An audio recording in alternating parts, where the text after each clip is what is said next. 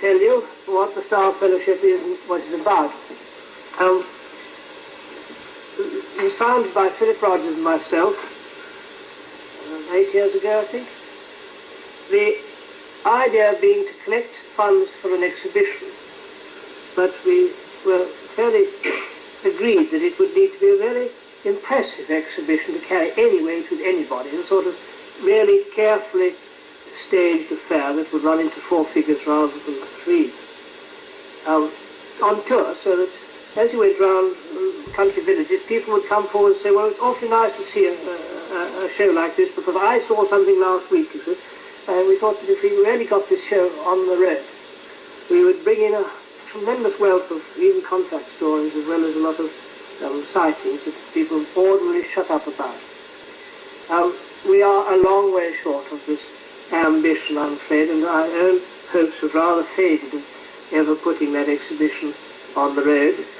Among other troubles, I found people extremely reluctant to part with negatives or help in any way with prints of pictures. Dr. Derbyshire's letter to me said that he had lent Stephen's negative to a well-known researcher whose name I shall not deign to mention, and he couldn't get it back. And I spoke to that researcher too, and I said, can I use it to take some prints? And I got absolutely blank refusal. And I'm afraid this makes an exhibition a rather difficult project. However, we'll keep hoping.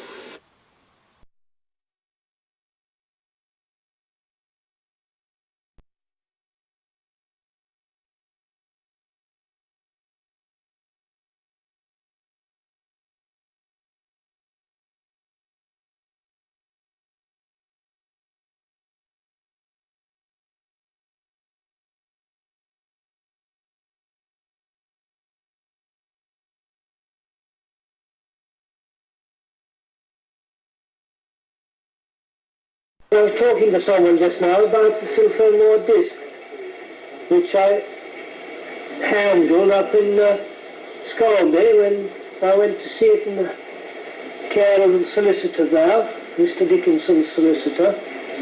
The impressive thing about this is that it's made of such thick copper. And imagine anybody trying to spin 1/8 sheet copper into that sort of shape. It just isn't on unless you have very powerful machinery. And the clincher, so far as I'm concerned, is that years after this had landed, they'd split it open down this groove here, took out the message from inside, and generally written it off. Someone discovered that in fact the copper wasn't a single plain sheet of copper, but an inner and an outer piece, the outer being a rather fine foil, very tightly bonded onto the inner, so tightly that nobody knew for years that there were 2 pieces of copper involved. If you're going to cook up a hoax, why go to the extent of laminating your inner and outer piece together so that no one ever knows about it? And I am really convinced that though there are anomalies in this Silvermore disk, such as they're saying no one from space has ever landed on the Earth. This is a tall order. And they may have wanted us to believe that. I don't know. I don't understand that, and I'd rather like to go back to the original translation to make sure that's what in fact was said. But there are certainly some things about that disk which strike me as absolutely genuine. And it's unfortunate that Mr. Dickinson now won't discuss the subject. He's had his leg pulled so much. And when I was investigating this, the poor solicitor in whose care it was distraught. He says the scientists won't look at it, they say it's a hoax. The flying saucerologists are rather few and far between, so he can't sell it to them. And if he puts it on show, everybody says, well, of course it's a hoax, you're making money out of it. And so they sat in his attic in a little carton with various bits and pieces, and people come along and they hack a bit off now and again if they want to investigate it. The interesting thing was how it was coded. The people who sent it claimed to be on another planet and listening to our radio. So they had English they had a little bit of French because they mentioned hearing the song Jacques André, and they said they rather liked it. They deplored our manners generally. In fact, they said that council was against them making any contact with the Earth because we were a lot of baddies here. But they themselves, that is to say, Euler and his secretary Tangi, were rather anarchistically minded. They thought that, they thought they would get in touch with us via an obsolete disc that nobody wanted, which they would rig up just for the one-way journey, and arrange to explode on landing. And they told us a lot more about themselves and how they suggested we should avoid future wars by setting up a type of United Nations organization that would prevent them. They said we had wars once on our planet long, long ago, but all the same we did used to fight, and this is how we set about eliminating war. What they did to code this English, not having any written scripts in which to do it, was to make up two punches, an L-shaped punch and a T-shaped punch, and they used these punches in 8 different positions to give a 16-cipher alphabet. And on the outside of the disc, they made a little table up with 1 dot, 2 dots, 3 dots, 4 dots in one column, and funny little L's and T's in the other column, very obviously coding the numeral 1 with 3 symbols, the numeral 2 with only 2 symbols, and so on. So it was very definitely their way of writing 1, 2, 3, 4, 5, up to about 14 or 15. And in that way it was possible to decode the message inside, which was on some very fine copper foil with these rigid punch symbols. It took quite a bit of decoding, and because there were only 16 letters instead of 25, a little bit difficult to be quite sure now and again that they'd got it right.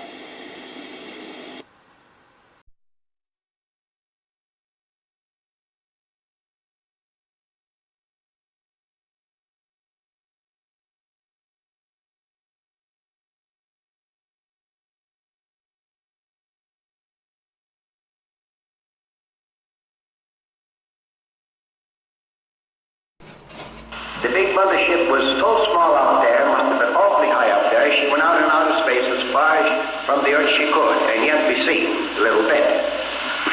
I didn't see the stars to really go up to it or nothing. I just saw it go over the hill and disappear. So I thought to myself, well, I wonder where it got to. So I called a group to help me dismantle the instrument, when the man finally waved to me. As he waved to me, I thought then, well, this is nothing new either. In the California desert, people go out there prospecting either for gold or for precious stones. So I thought maybe one of these prospectors needed some help. I was cautious going up to them because they could be in danger. I also knew that all of them here were watching me. I've already waved to them to come and help me dismantle the instrument. So I knew that if anything did happen to me, they would see it, and in that way I could get help. And the same was true at the time I was taking the pictures, the same way. Well, the closer I got to it, the caution begins to relax. Not because I intended to, but it just merely happened. I realized this man had long hair, but that was nothing new either. Because in California desert, when you get out there and stay a year or a half a year or a year, you naturally have no barbers around here. You must let them grow and they're going to really get long. So that was nothing strange. So I figured it could be one of our people. Well, when I got close to him then, I realized that something just dropped away from you. Caution and all, and very mild sort of a feeling come over you, like to make you feel like you have known a man for all your lifetime, even before. He had that condition around him. But I looked around and saw no ship, and I also knew that while the ship was in flight, and I was photographing it, that there was no one stepped out of it. So I was wondering where he came from. And all of a sudden, while we were talking, of course, he stepped away from the pockets of sand. So the desert blowing, wind blowing in there, blows sand into the pockets. And it's not the kind of sand that you think like on the beach or something like it. It's sand that takes an imprint pretty good. And he was not heavier to make that imprint because I left mine there too, as I walked with him. And I wasn't putting on any extra weight on myself. he left those imprints. They were funny, and he pointed to them, meaning they meant something. I had been studying and teaching also telepathic communication, which is a thought transference, so I tried it. Tried to convey my ideas to him because I spoke first to him and he did not answer in a language of any kind. So then I figured this is what I must do. And that was gestures and taught pictures to him. At times I felt he was not getting it. Most of the time I felt he did. But I was not sure I was getting his correctly. But when he pointed to those footprints and all, made me feel that there was something in them. There was a reason for him leaving them. He made 3 of them, like that. After he did that, wind was blowing pretty good out in the desert, and must have moved that ship that was hiding, because a flash of light shot out into space, and I spotted it. So immediately I started looking where it came from. And then when I found where that ship was hovering in a cove, horseshoe-type cove, "Is that your ship?" And he nodded his head, it was. So we walked over from here about 75 to 100 feet. Walked over from the spot we were standing where we first met, over to the ship. He didn't warn me not to get too close to it. Well, when you get to talking and all excited and don't know what word to bring forth or what thought, because millions of them are passing through your mind in a time like that, you forget yourself. And I kept moving around just like you tread water, and before I knew I was partially under the flange of the ship. And that's when my arm got caught, pulled up, and slammed back and paralyzed. Well, he grabbed for me then. Actually grabbed for me because had he not done so, I would have fallen fully under that ship, and my whole body would have got that condition instead of the arm alone. And the brush, of course, a lot of brush, wild brush growing in the desert. As he grabbed for me, he scratched his hand and bled very fiercely, right here on the surface. Blood like yours and mine, not one bit different. He rubbed it 3 times finally, and it stopped bleeding, and he smiled. And he made it, through his gestures and so forth, assured me that my arm will be all right, which has cleared up. Yet here and there, about 2-3 times a year, sometime oftener, my arm goes limp. I feel I got something there, but I can't move it. It doesn't stay that way for a length of time, for about a minute or 2, and then pass away. But finally, I looked up into the ship where the dome part was, and I saw another person there. Just who it was, I have never got to know that. But there was another person in the ship. And that's the time I asked him where he was from. When I pointed to the sun, it was 1 o'clock at noon. And I made that swing with my hand, call it orbit number 1, because after all, you must admit that we are the people who named those planets according to the ones who discovered them. That they would not have the same name for their planets that we give them. The only answer to the question would be then the orbit system, which is naturally a natural situation. So I got that thought and I proceeded. And I call it, this is orbit number 1, Mercury. And then swung another one, and I said orbit number 2, Venus. Then another one, just a swish like that. And I said orbit number 3, Earth. And I said to myself when I said Earth, pointed to myself in Earth. He finally did the same thing, but he stopped at orbit number 2. And he pointed to himself and poked into that orbit, which means Venus. So I said Venus again. I said it about 3 times. So finally he said Venus just as plain as I did. And shortly after that he took off.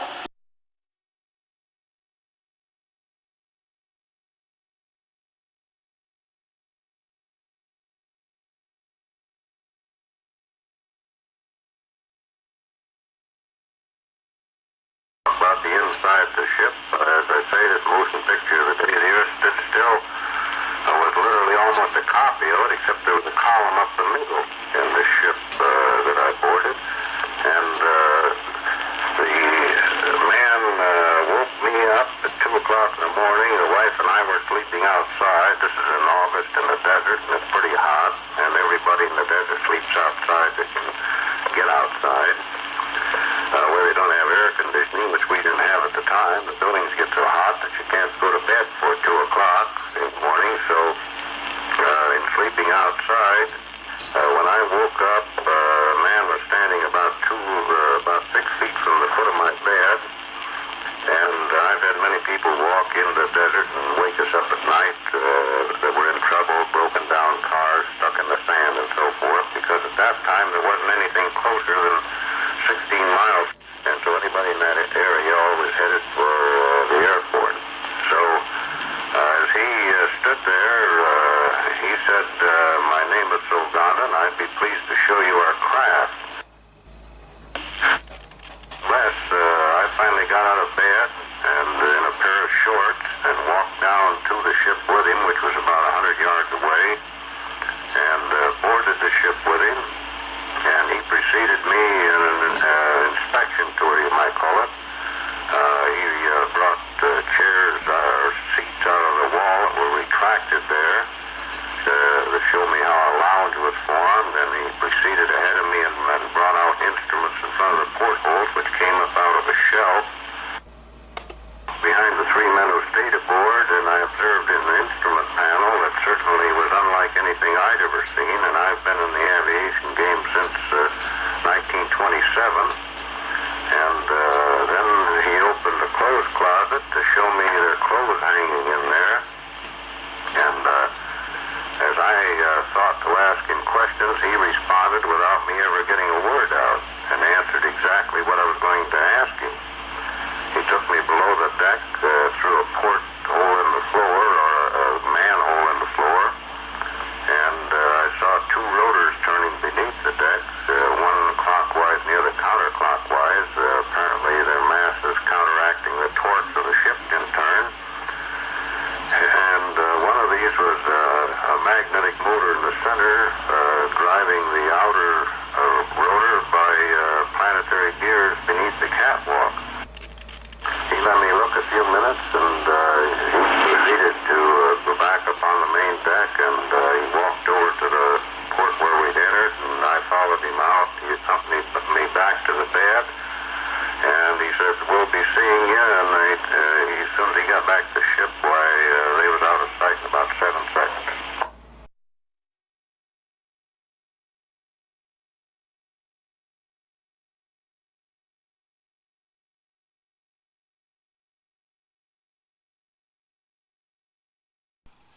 Salvador Villanueva Medina was a Mexican taxi driver who on August the 20th, 1953 was covering his taxi route in Mexico City when he picked up 2 passengers.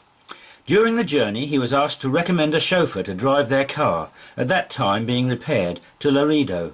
Offering to do it himself, he spent the following day driving them around the city, and the day after started out for Laredo. Beyond Valles, the gearbox gave trouble and they had to stop. The clients decided to go back to town to get a mechanic and hailed a passing car to take them. Medina raised the car on jack to see if he could fix it himself. By this time it was getting dark. Suddenly he heard footsteps and, looking from under the car, saw 2 legs in trousers like corduroy. He was frightened and got up and found a man with a very white face, dressed in the well-known ski suit with wide belt. He was only about 4 feet tall. The belt seemed to have holes which lit up from time to time. Under his arm was a helmet with fine wires in the earpieces. He asked in Spanish what was wrong with the car, but Medina did not answer for a while. Eventually he asked if the man was an aviator, and was told he was, and that his machine was nearby, and that he came from a place at much space.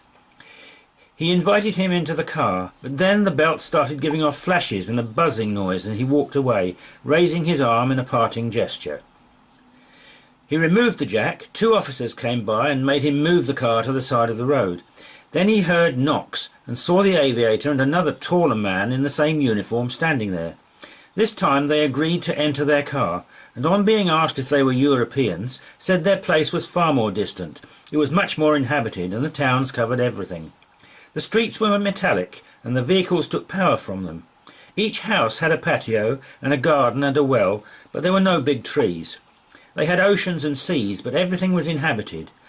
They had no fuels. Energy was generated in productive centres by inexhaustible solar rays. They also said that there are people of theirs living amongst us and reporting details of our lives, wars, progress, etc. As the dawn appeared, They got up out of the car and went off the road. Medina followed them until they came to their ship, which was about 10 metres in diameter. They invited him inside, but he panicked and refused, running back to his car. A few minutes later the ship took off, oscillating and luminous, with bluish rays round it, towards the rising sun. His passengers later arrived with the mechanic, and the car was mended. The incident came out at a talk by Bryant Reeve during his flying saucer pilgrimage, and the Reeves went with Medina and found the spot. A small model of the saucer was made, the size it appeared, and by triangulation the size worked out about right. It was on this trip that Medina remembered another point from the contact. He himself had got his feet muddy walking across to the saucer, but the extraterrestrials had not. They seemed to be walking a little above the ground, as if levitating.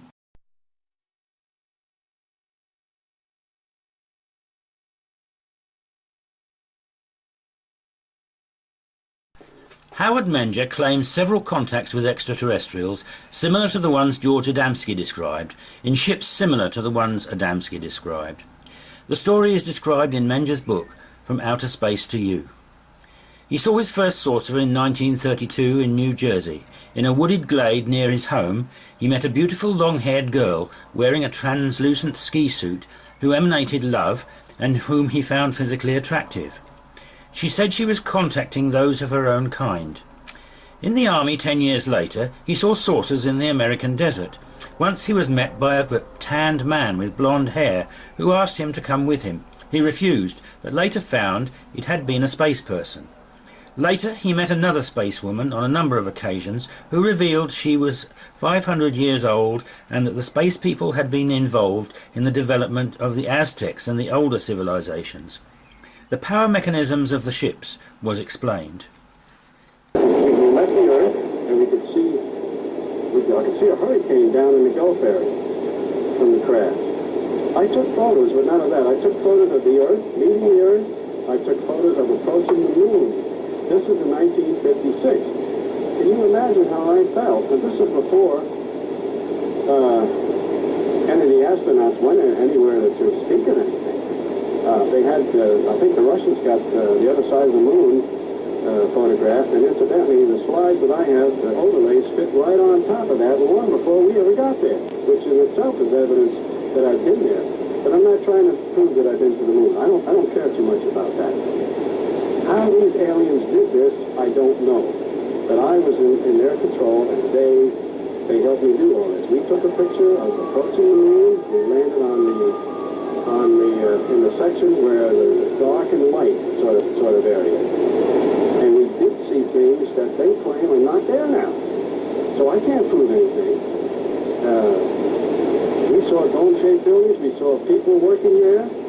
Chinese, Russians, Americans, and other countries all working together in a common interest in these dome-shaped buildings. It was just amazing.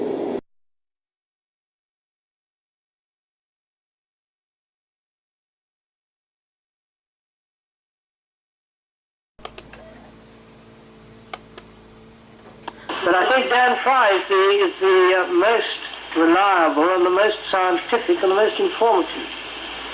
The most exciting man to read. And he was here in London explaining that after he had this ride across the States, he came back absolutely shattered to think that he thought he was in the advance of science. In fact, we were millions of years behind. But he got some ideas on scientific laws given him by this spaceman, and he proceeded in the next 4 years to develop these ideas, test them out on the machinery he was making up in his own lab. And he said they used to come to him for his rocketry and say, give us a meter to do this, Dan, you see, and he'd work out a little meter on the spaceman's technology, and he'd put it into the meter and say, thanks, Dan, and they'd put it into their rockets and say, gee, that works a trick, you see. Now, everything that had come from that technology and sort of the Earth technology. But this was how Fry himself realized that it was no dream. He tested day by day on the mechanics of the thing that he'd been given some straight scientific stuff to think about. Now, Fry says clearly that he had a physical experience on board a spaceship, which for 4 years he kept a deadly secret. He went out into the desert the next morning, saw his footprints walking up to a deep dent in the sand, and another set coming out again, so the ship came down the first time to pick him up and the same time to drop him, exactly the same place. But there was his footprints there, and another set going there, and he was doing some hopping business, trying to make the footprints connect so that he could go home saying, well, that's all right. Thank God I didn't have that thing as a real experience. It was a fantasy connected with some sort of jump that I did, and he couldn't work it out. But he had to face that he really had been on board a spaceship. He, a rocket engineer of great importance at White Sands, in charge of instrumentation on these early rockets, still flying 3,000, 4,000 miles an hour. So that a trip across the States, 8,000 miles in half an hour, was quite shattering. He realized that having been in the forefront of Earth technology, far behind space technology we were, but he still had to prove to himself what the space technology was about. And it took him 4 years, using this technology himself in the course of designing instruments for the rockets, to prove that everything he'd been told was accurate and valuable. I think the most important thing he was told was this: there are 3 sciences. You have material, physical science, what you Earth people call science. This is a great structure, towering menace to you because it is unfounded on the social science that should underpin it. And that social science should be based on a spiritual science, without which it also is useless. Is what you people on the earth need if you're to rescue your civilization, and need quick, is a vast expansion of your spiritual science.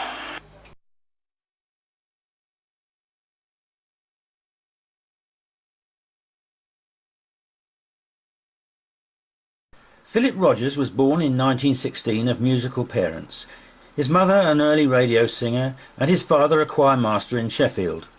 He was a kind person who perhaps trusted people too much. In 1956, he read Inside the Spaceships by George Adamski and was determined to find the truth of it. 2 weeks after finishing it, he had a hunch to climb nearby Sir William Hill. Reaching the 400-foot summit, he saw nothing, but when descending, he saw a pinpoint of light, pulsating red, white, blue, which he called a cosmic ophthalmoscope. It must have been bright, for his sight was too poor to see stars. On 5th of January 1957 he again had a hunch to climb the hill, felt excitement on the return journey and saw a light above road level that changed from white to red and then sped off. Various others had seen UFOs in the area at the time. From then on he had many trips up the hill with sightings, but when he told his friends they said, "You're no good as a witness, your sight is too bad." After this, and another display of lights one night, he heard a loud metallic note, changing in intensity but not pitch. Then, after a trip to Holland, he heard the singing discs, sweet silvery notes with no Doppler effect. He identified the notes as F-sharp and C-sharp. Once, when alighting from a bus, he was paced by these tones, first coming from one side and then the other, but saw nothing. On returning home, he heard an ecstatic chorus with the air full of noises. These occurrences continued on other nights, even with the occasional melody, and into the heart of Sheffield, but his friends said, "You're no good as a witness, your hearing is too good." It was not till 24th of November 1957 that he tried to record the noises, and with the microphone on the outer windowsill facing east. He heard a loud top C, rewound the tape and was relieved to find it had recorded a double rising fundamental note with different tones that no earthly instrument produces. It was while he was recording these noises that he found other things, including voices on the tape, which he had not heard. Others have received electronic voice phenomena and have suggested the origin in the spirit world, but Philip felt his voices were from space. He made several hundred recordings, some very faint but others quite clear. He used a moving coil microphone set in an east-facing windowsill with both sashes open. Each tape had the date and time of recording on it. He usually used a 24-hour clock, but once forgot, and a voice corrected him. Another indicated that the people were listening to music from the radio as there was silence during the broadcast, then a babble of voices. The term space was often used. The recordings would only come if Philip was in the building and awake. He had a visit from Alan Wicker of the Tonight programme and was on TV in 1958. The engineers tried an experiment with their equipment and found that when their microphone was near Philip's it picked up the voices, but when far away it did not. Philip suggested a narrow beam might be involved. From 1960 onwards the recordings died out. In conclusion, the recordings included sounds, music and human voices. No actual new information seemed to be given, but the people seemed warm and friendly. The BBC Foreign Language Centre at Caversham could not identify the language. The music was all unknown to Philip. The other aspects of his life did in fact yield information, however, thought communication. Through it he built a Jon-Skala device with many different parts, crystals, etc., a great feat for a nearly blind man. It was the size of an orange, with a thumb piece, and was for communication. He also noticed that it was warm to hold and sometimes flipped itself over. He built a variation called a Rosswinger for warming the body, which also had healing effects, and even one which was a model flying saucer which seemed to cause a whirlwind when activated. Tony compares one of Philip Rodgers' devices with the DeLand Orange Grove installation in California. And Grant and Helen Reid visited them and talked with the good lady in charge, and she said the fruit is better and more in better quantity, and it never freezes. If it drops to the ground it will freeze, but as long as it's on the tree it is protected.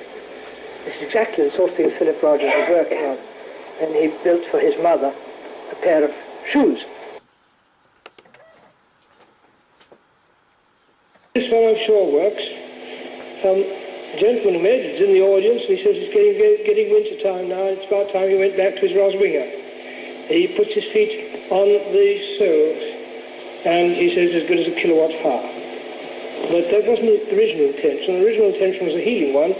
It was to stimulate blood circulation. It's a very complicated circuit. Again, pseudo-electricity. You can see the feedback system. You can see the transistors, something like transistors. We have a calcite crystal here and a galena crystal here held in contact with a plate.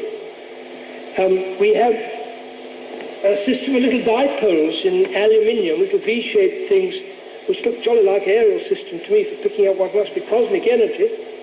And you can trace the circuit round. There's a brass sole plate, there's an aluminium subsole and a copper plate in connection with the foot, and all these are sort of half an inch lamination all together, one parallel to another, so we've got our condenser system there. And the 7 holes come through here, and there are 7 dipoles here, and this star is a 7-point star, and there are 14 wires going 6th to the heel, 8th to the heel and 6th to the toe. Again, it's not electricity. There's no point in connecting 8 here and 6 here if they're all coming from the same plate, which they do. Very striking, very exciting stuff, and I hope will excite some of you people to explore further. It may be that you know about it from your past lives, which I firmly believe in, which I think I won't get involved in now.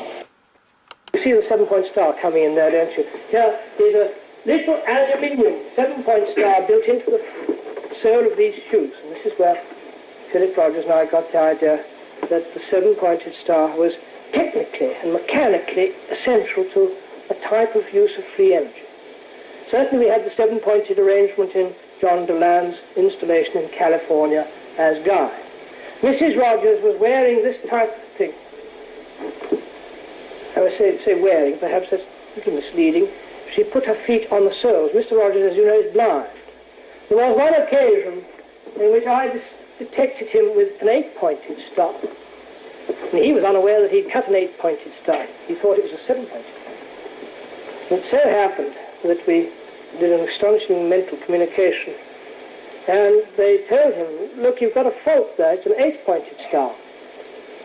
And he said, yes, I know about that. As soon as it's over, I'm going to correct. They said to him, never use even-numbered metals. And I got as good an electric shock. I heard that. What he had said was, never use even-numbered metals. He didn't say even-numbered forms. Philip Rodgers had built an even-numbered form, an 8-pointed star. And they corrected him, but they may have made a slip of the tongue. Even-numbered metals are the base metals, like lead and zinc. And I had heard from Philip that they abhorred these base metals. In fact, those who have read of The Boy and the Brothers will know that by handling these base metals, the boy used to get devils inside him and go completely berserk. His sensitivity as a medium was ruined by touching an even-numbered metal. The odd-numbered ones include gold and silver and copper. Curiously enough, brass seems to be exempt from that taboo. Brass does contain zinc, but they will accept that.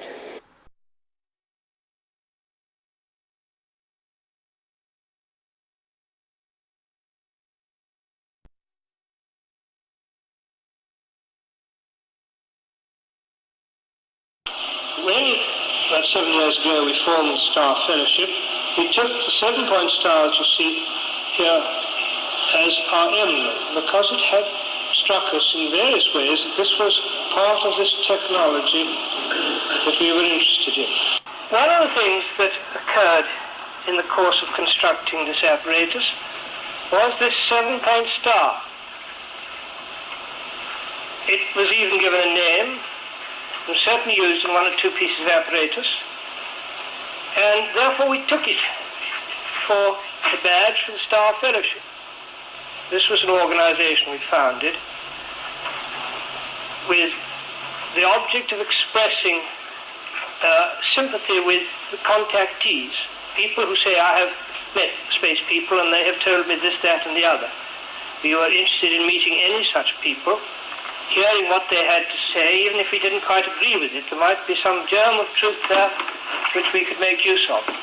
As I say, we were making apparatus, we were keen to hear anything from anybody. But 8 or 9 years ago, I got very interested in flying saucers, and in particular an idea of putting on a space festival. It was a very grand idea, but it fell down in a number of directions.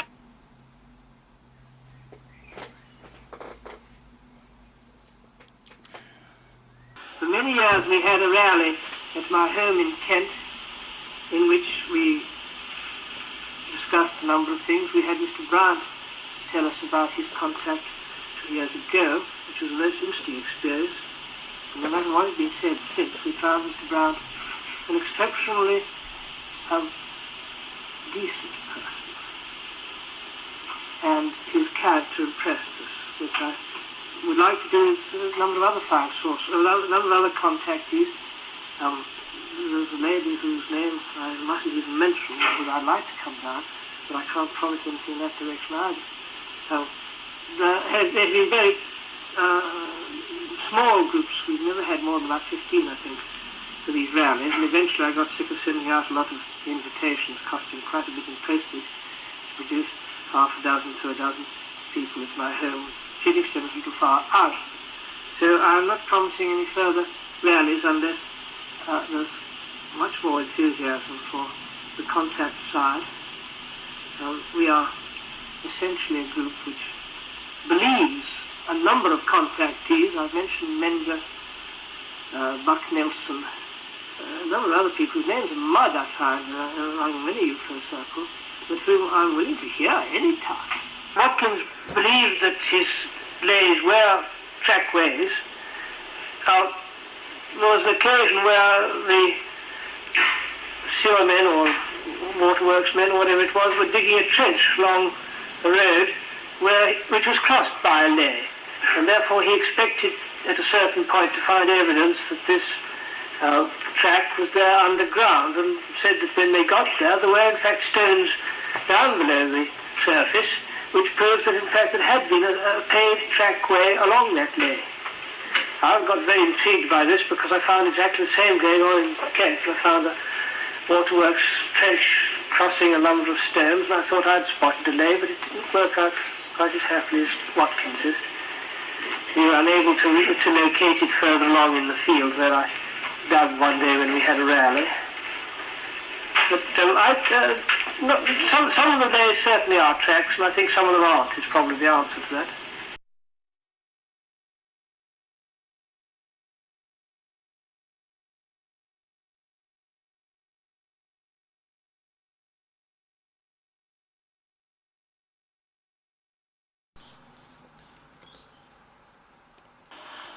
The date is Sunday the 29th of October 1961. Lesson.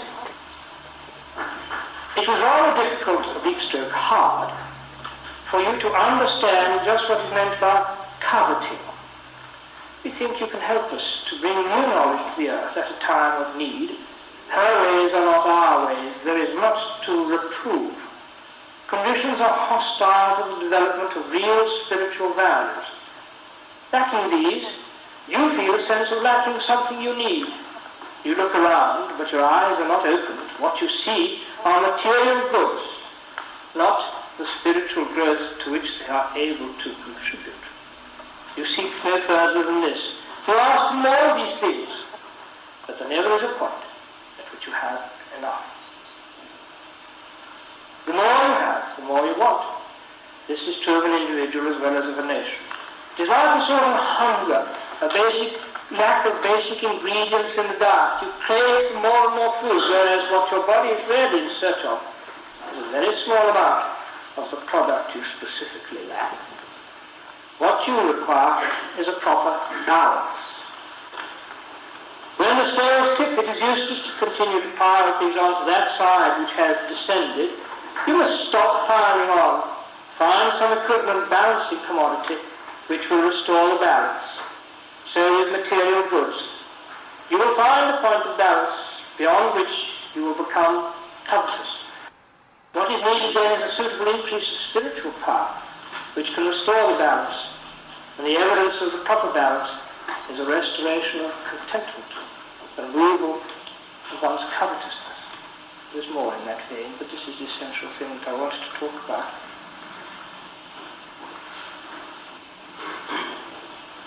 The American Indians had an interesting custom called the potlatch, which when the white men came, became illegal.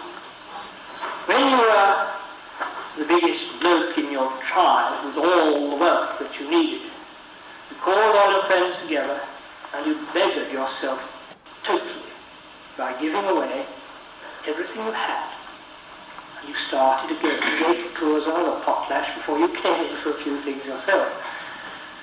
And in this way, I think, they preserve some quality which we call spiritual power, because they never cluttered themselves up with too many objects, embarrassing plethora of goods. And they could go back to studying who they were, what they wanted out of life. And if the Holy Grail means anything to us, I'm sure it means that. What do we want out of life? Not more goods, certainly, but what? Time to time I've taken this up and got some interesting communication. I've got a very good one I call Medicine and Music. If you'll forgive me, and while we're on the subject, I'd love to read this because this is fascinating. I actually got around to speaking this onto a tape because writing involved getting up and sitting to a table, whereas I could do this lying in bed half asleep. We listen to your music with great pleasure. People who create music have an understanding of the principles of harmony and discord, and these are used wisely. The people who listen to music have a very proper respect for those who create, for they listen quietly and responsibly without interrupting or endeavouring to answer back. This is just good manners, but they are seldom found on your earth, that they are but the context. Again, there is in music nothing false or misleading, no ulterior motive, but to express the spirit of the man within. However, although they understand the principles of music, there's great ignorance here of the nature of sound. I don't think that's quite relevant. Also, it can have a soothing and therapeutic effect on sick people's spirits. And once the spirit is set at ease, the difficulties of the body are soon smoothed out. A doctor's surgery or waiting room might well make use of this principle, so that just to enter the house of a doctor would in fact mean entering an area of tranquility. In addition, the patient and doctor, on coming together, will be already somewhat in sympathy, and in this mood the doctor will be more perceptive and better able to diagnose the fault he is looking for. He might well prescribe living in an atmosphere of certain colours and certain sounds as an effective way of treating an illness, since this would put right the ailments of the spirit, rather than starting at the wrong end to try to put right the body's ailments without touching those of the spirit.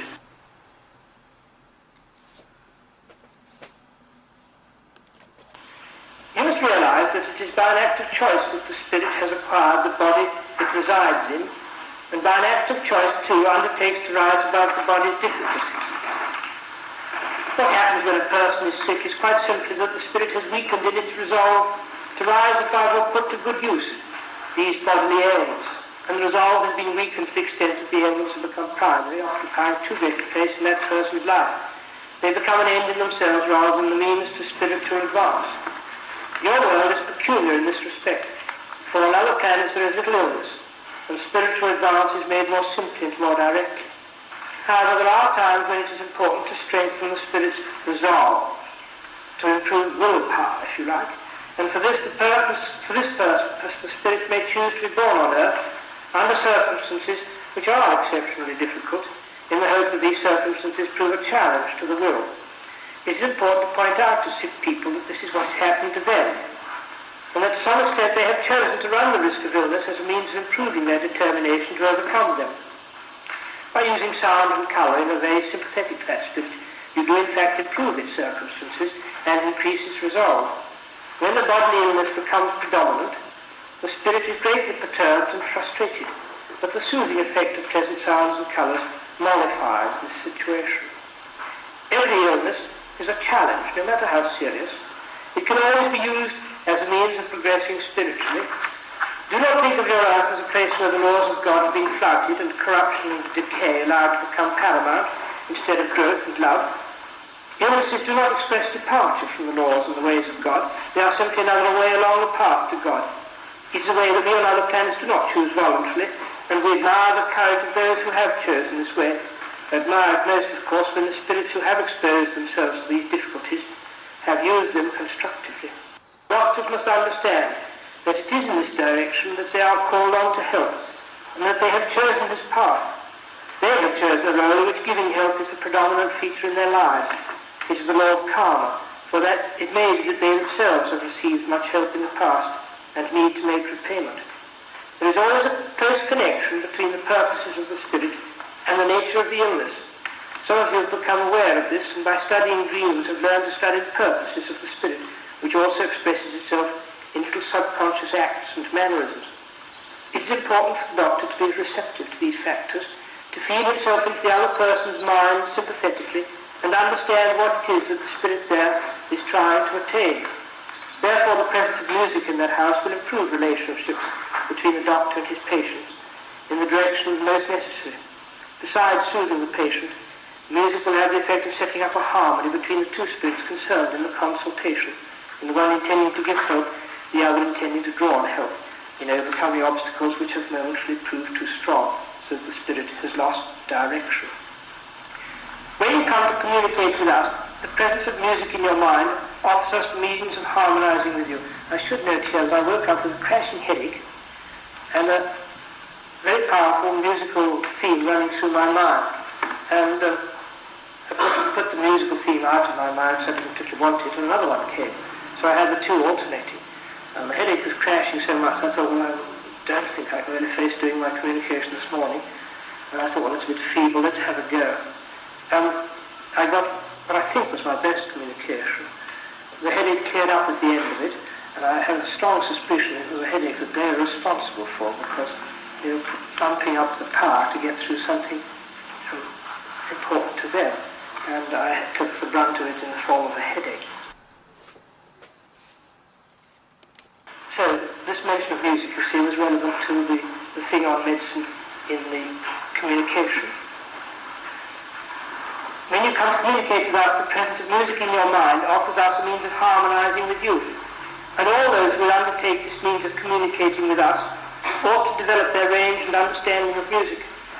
Those who would study the nature of the mind might care to study what is happening when a certain theme is running round in the mind without a sound being heard in any physical way. There is, of course, a relationship between the spirit and these sounds. A transformation of the sound, if you like, onto a spiritual level.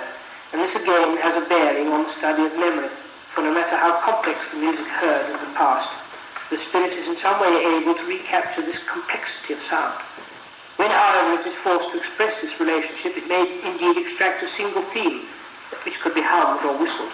But the fuller expression of music on the brain is more polyphonic, more related to a variety of sounds, which cannot be thus expressed in simple phrases. The spirit is drawing on past experience, drawing from a store laid out previously. And if you consider how far it is necessary that the spirit should indeed cast back in time, you will understand how it requires this assistance from music. Therefore, when you draw on music of considerable maturity, music heard several hundred years ago, you enable the spirit to recapture some of its previous experiences. Those who love old music may have formed this love in a previous life. They will give to their appreciation of music this greater depth, and so it may seem to many people that only this old music has a deep quality and can be deeply experienced. So here indeed is a third advantage to a physician of using music, particularly old music. In enabling the individual to recover some of his former resolve, he should try to recapture some of the flavour of previous lives, which have led the spirit to undertake the present difficulties.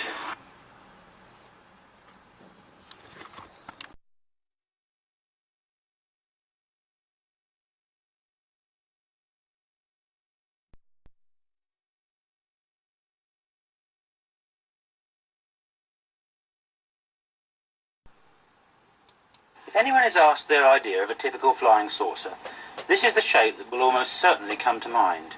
A disc-shaped craft with a portholed superstructure, a dome above it and 3 globes underneath. It was in a desert landscape very much like this that George Adamski claimed a craft of this type landed and that he met one of its occupants. However, at a UFO conference in Wales a few years ago, Jenny Randall said that no such craft has ever been seen. We hope to show that this is not the case. They have been seen from many countries over quite a long time span.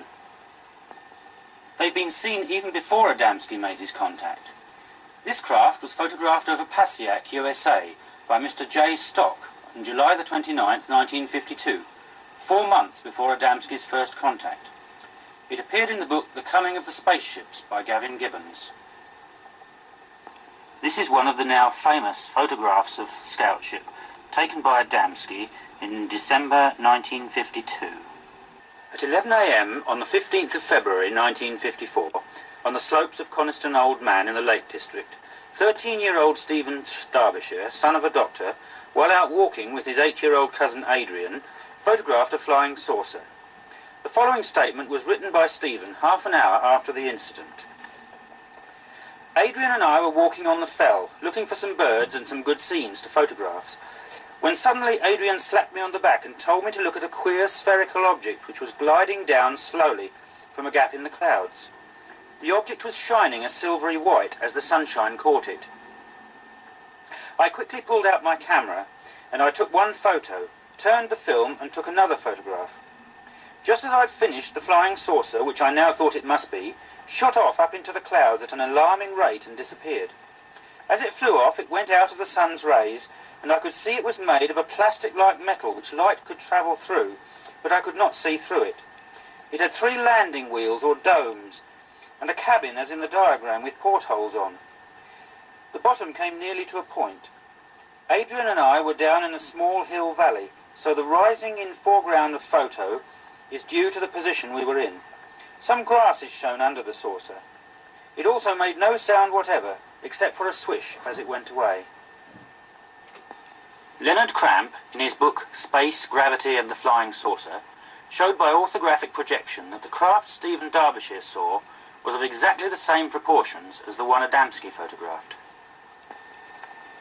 The second photograph by Stephen Derbyshire shows an unusual distortion of the shape of the craft. The importance of this will become apparent. This photograph is also claimed to be one of a Venusian scout ship. It was taken by contactee Howard Menger, who claimed extraterrestrial contact many years before Adamski, but unfortunately didn't publicise it until afterwards. A typewriter mechanic from Brighton, Mr. B.V. Simmons, saw a sharply defined craft from the Pycombe-Henfield Road at about 10:15 a.m. on July the 5th, 1954. It was greenish, although the body was ringed with red, green and grey. The rings were very bright, and he watched it for at least 3 minutes as it moved across the sky southwestwards over Chanctonbury Ring. Luckily, he had his camera with him and was able to take this picture. Mr. Shaw, a sub-postmaster from Betley near Crewe, saw this craft, which he said came down from a perfectly clear sky, hovered over him on its side at a height of about 200 feet, then moved off at great speed northwards until it was lost to sight. He said, "My impressions were suddenness of appearance, silence, beauty of appearance and construction, and the weird effect of seeing a mass of this size hanging perfectly motionless in an empty sky. It had a peculiar mental effect, maybe caused by its sudden appearance. The time was approximately 7:30 p.m, and 2 others elsewhere in the village confirmed the sighting." Betley was the site of a further appearance of a craft 3 months later. This time it was seen by a schoolboy delivering papers at 7:30 on the morning of November the 22nd, 1955. The early morning mist hid the sun, and hearing a curious buzzing sound, the boy Reginald Kent looked round and saw this craft with a green light shining on the top, hovering. By strange chance he had seen the other one and recognised that this was of the same type, except that this one had the bright light on top. Unlike the first one, it made a buzzing noise. It was not very high, and Reginald surmised that it may have landed. It hung motionless before moving slowly away northwards like the other one. He saw it last when it disappeared behind a tree. This craft was filmed by George Adamski at Silver Spring, Maryland on February the 26th, 1965, a few months before his death. He was with Mrs. Madeline Roddifer at her home there, and when developed the film showed the same distortion which appeared in Stephen Derbyshire's second picture, apparently caused by the craft's force field. This photograph was allegedly taken on the 21st of March 1968 at Kanab in Utah by Fritz Van Nest. And this one was photographed and drawn by architect Hugo Vega, 31 miles from Lima, Peru, on the 19th of October 1973. Leonard Cramp drew this beautiful sectional view of an Adamski scout ship for his book Space, Gravity and the Flying Saucer, in which he goes into possible propulsion methods for the craft. He was one of several intelligent people who in the 1950s was convinced of the existence of the scout ships and the truth of George Adamski's claims. These included Waveney Girvan, editor of Flying Saucer Review, Gavin Gibbons, author of 2 books on the subject, and Desmond Leslie, who co-authored Flying Saucers Have Landed. Now, however, it's the fashion in ufology to brush all this under the carpet and say none of it ever happened, nor was a scout ship ever seen. It is true that many UFOs seen nowadays are not only not of this type, but the occupants seem radically different too, although as we have seen, a scout ship was photographed as early as 1973. This, of course, does not affect the earlier evidence in any way, particularly the orthographic projections, which Jenny Randalls had no answer for at the conference in Wales, and quickly changed the subject. Even the effects on witnesses have seemed to change. Earlier it was described as something akin to awe. Nowadays it's more usually described as terror. This change is one of the greatest mysteries in the UFO subject, and has never been satisfactorily answered.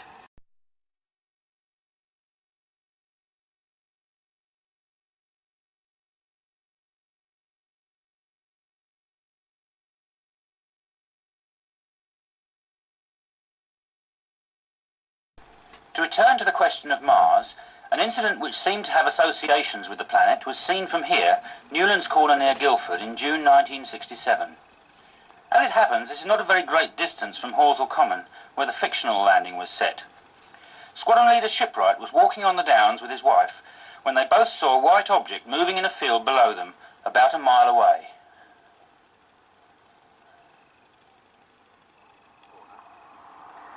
And he saw what he first thought was a white horse galloping in a field, and he was actually looking down on it and into a field about a mile away, because it's right on top of the hill here. You can see for many miles.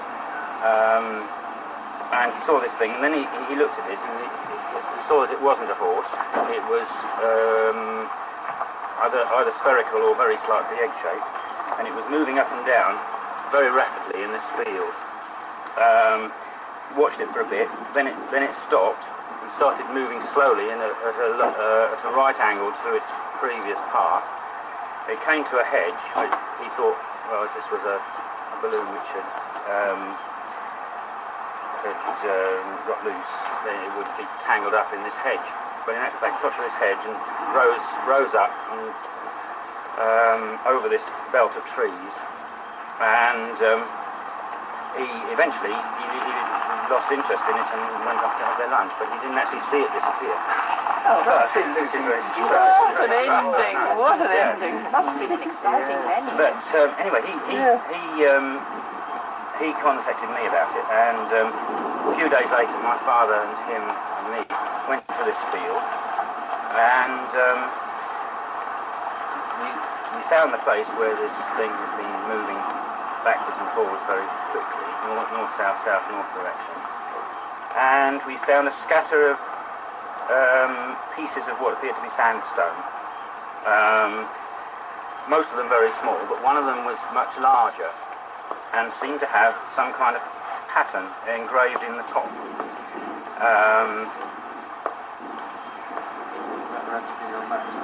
Now this I took home. We took home with us, and we've actually got here. If you like to come and oh yes, yes. Bring Let's it just out. hold this up, shall we? That's the paperwork. Oh, must be a room. Good gracious. Oh, and you never found what could make that. Normally, if it had been a farm machinery scratched it, it wouldn't have made these sort of very smooth curve. And we left. There was another piece of the stone, a smaller piece, which was the same as this when we got it, was left out in the weather, and it discoloured very quickly. So we don't think this could have been there very long. And we don't know what but this was going this way, it's an error. This was actually on the place where this was seen, moving very quickly. what my Geiger camera is to see if it's any activity there. Oh. There's nothing on the other side, is there? No, there doesn't seem to be. It wasn't embedded in the ground at all. Oh, September, no, look, that. You know, that sort of ridge there doesn't look quite natural, does it?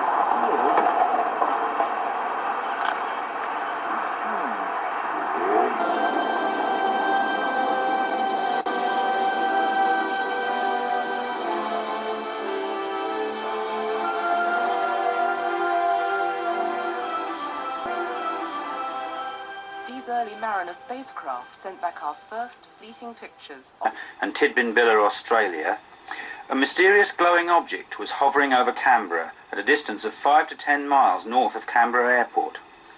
It was first sighted at 10:50 a.m. by 6 members of the control tower crew at Canberra Airport, who continued to observe it for 40 minutes. Its altitude was estimated at 5,000 feet.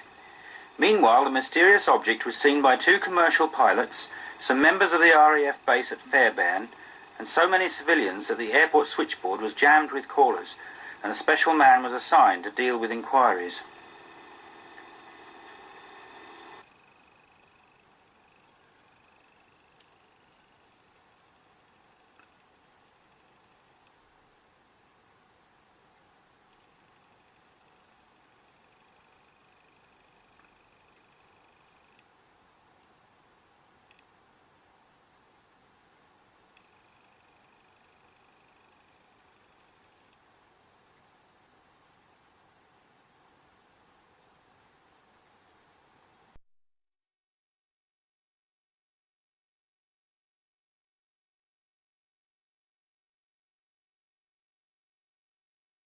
It's just a game, I call it non-violent drafts, because instead of taking pieces when you hop over them, you merely use them as a ladder to hop over, and you have purpose of the game a fleet of 12 saucers on the ground and 12 saucers in the spaceship, and one's on the ground to reach the end of their tour of duty and they're due for a changeover. You see, the two players on either side of the game have to exchange their pieces by hopping over the squares.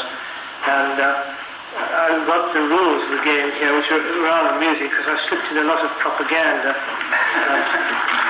Perhaps this is why Waddington's weren't interested in making use of it. I'm still looking for a manufacturer who wants to take it up. Nowadays, everybody knows that a flying saucer generates a quite incredible magnetic field, and that a bar magnet hanging horizontally by a thread provides a useful detector. Possibly, as one scientist has argued, this comes of creating a magnetic sink. This is Wilbert Smith's theory. In a group, it seems to travel with little skipping movements. You see, this is where the game comes in. Little skipping movements. Here reproduced in a game which also demonstrates how a saucer drifts on a particular magnetic current without expending any power, and that it is docked when its mission is completed in pressurized hangars on the planet's surface or in a mother's ship. You see, the two players are at the controls, each commanding 12 saucers. The object of the game is to exchange the surface-based saucers whose tour of duty is over for a dozen newly fitted out and freshly crewed ones brought in by the mothership. The winner is the player who completes the changeover in the fewest moves.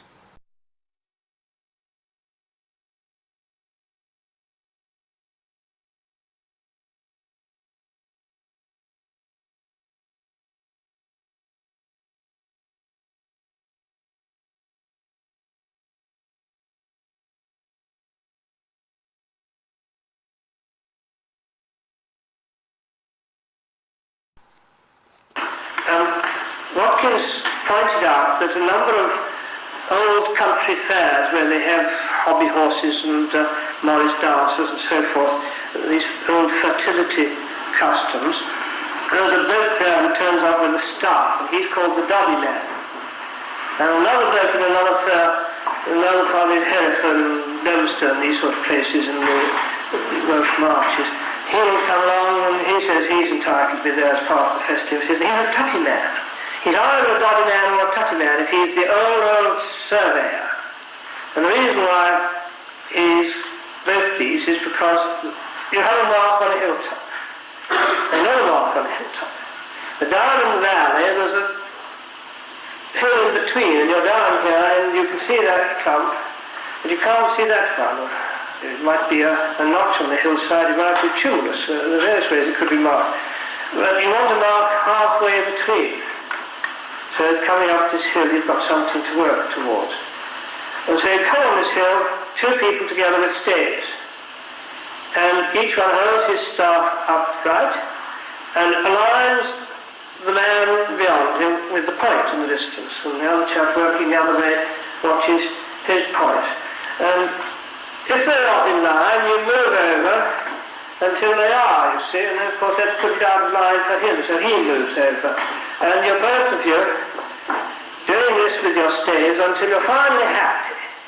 Well, what you're doing is doddering or tottering. So you're either a doddy man or a tutty man, you see. And these are the old surveyors of the old straight track.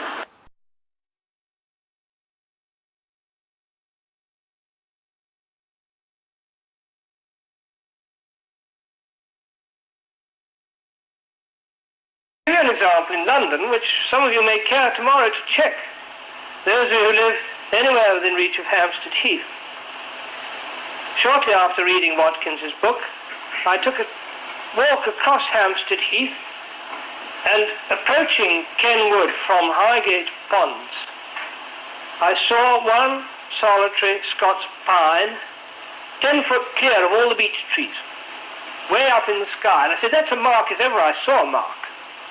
And at that very moment I looked a little way to the left, where the one and only tumulus on Hampstead Heath was sighted. And I said, well, that mark was meant to be seen from here, and it lines through with that tumulus.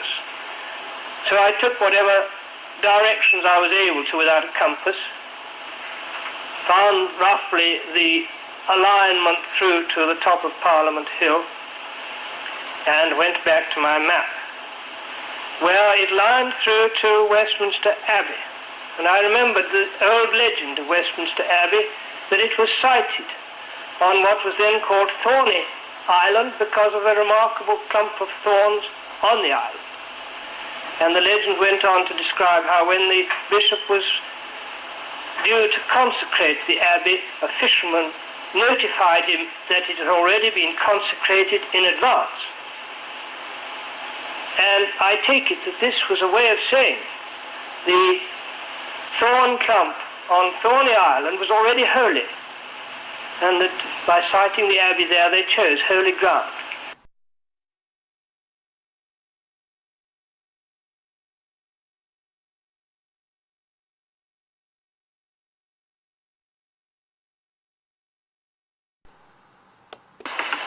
One of the problems that lay hunters are up against is how many lays are there and where are they? How often may you expect? It seems to me that from my own researches in Kent that you may expect lays to occur at anything between 1.5 miles and 3 miles spacing like that, and that they do occur in these fields. When I say field, I mean it's an electrical sense of field. The clue to this was given me by Buck Nelson, who may or may not have been to Mars, the Moon and Venus, I do not know. But what he described in his book was that the space people told him the flying saucers traveled along magnetic currents, which is exactly what Adamski said. He said further that the magnetic currents are named and numbered.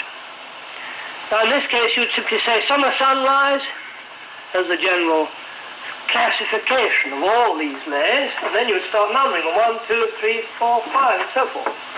So when he says they're named and numbered, I take it you must look for numbered lines which will not cross. That's to say, within one particular tuning, one type of lay. I don't know how they classify them, but they are classified in some way, having given yourself a type. At one time I believe that they were associated with the 4 classic elements, fire, earth, air, and water, and that the fire lays were lined on beacons, and the water ones on moated camps and ponds, dew ponds, and so forth, the air ones on trees, and the earth ones on mounds and stones. But I find this quite impossible to tie up with the lays I have discovered. However, that's Buck Nelson's contribution. Now, the critical thing that tipped me off about the whole business of lays and saucers was one other thing Buck Nelson said, which, after all, he had no reason to say and has no connection, I doubt, even if he understands what he said. He said, where the magnetic currents cross is comparable to a crossroads sign. I don't think Buck Nelson is an educated man at all, and I doubt he had the foggiest notion that Alfred Watkins was studying lays. But that sentence could be read without the last word. Where the magnetic currents cross is comparable to a crossroad. Fair enough.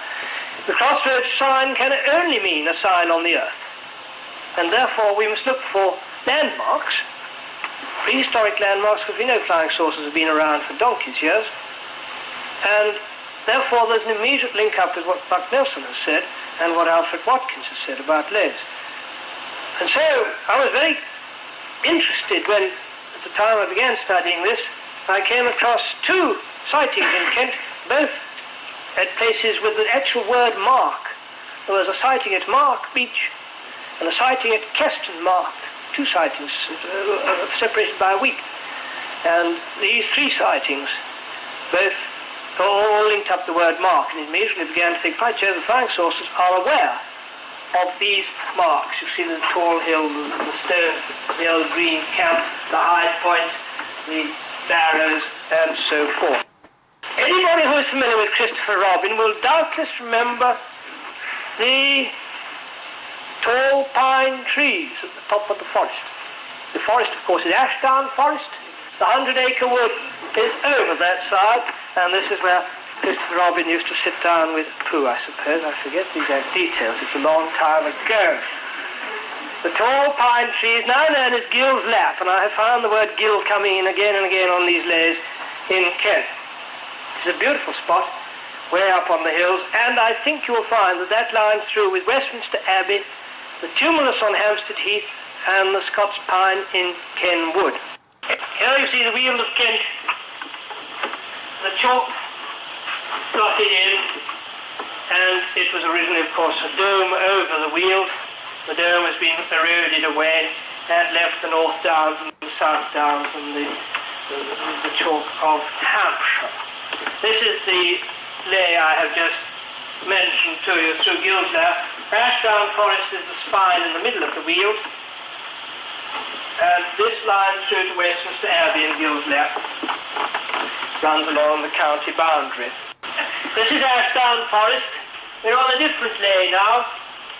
It starts at Gilridge Farm here on the edge of the forest and travels through a number of marks which I'd like to present to you. 1, 2, 3, 4, 5 very striking marks in a straight line. That's only a minimum number. There is a moated camp here at Kent Water. I shall show you a photograph of the hilltop here, and the Gilridge Farm seems to be a place name of some importance here. There is a live common here, again a place name, but I'm concerned with the profile, which I'll show you in a moment. This is Mark Beach right in the middle of the picture where Mrs. Everest, Mark Beach, pulsating white light, 4:00 hours, 10th of August, 1960. Lywood Common, seen coming down the hill in the distance. The fact that it's on common land is very critical, because it does not suggest for a moment that this is one of those plantations that Capability Brown used to go in for in gentlemen's parklands. They are obviously very old, always been on common land, which has been common since the Saxons invaded and before. We go on up over Blackham, where there are several clumps of pines, and I'm rather lost to place the exact one because it's forested land. I think that is the mark on the hilltop. I haven't shown it on the map. Looking from Blackham, down over Kent Water at the bottom, we see the clump of Mark Beach breaking the skyline beyond. Another one of Mark Beach, a little closer up. This is the clump here. The fact that it's called Mark Beach is interesting because I think what it means, Mark equals Scots Pine. What they're saying is this is a mixture of beech and Scots Pine, which is perfectly true. On the brow of that hill, right to the right there of the clump itself, is an ordnance survey trig station, little concrete plinths for setting up a theodolite.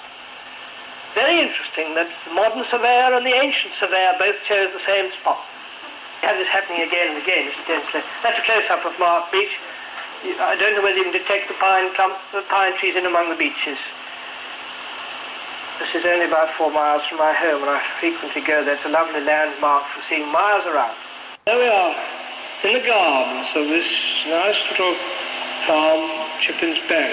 They've made something of a grotto out of the site.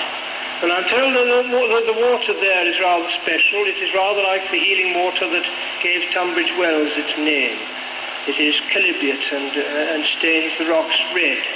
But whoever possessed this land decides that this is rather a gracious spot, not perhaps to say a holy spot, and made it a sort of grotto in among the trees there, a mixed clump again. We now look up to the hilltop again, and another clump breaking the skyline.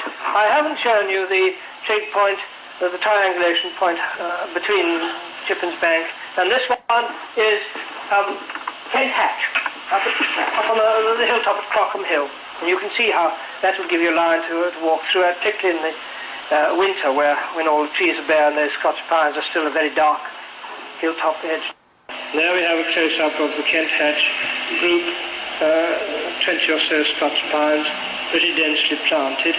Now here we have the whole thing sectioned to scale, but the vertical height has been increased. You come down over Ashdown Forest here, crossing the River Medway. This is Gilridge Farm.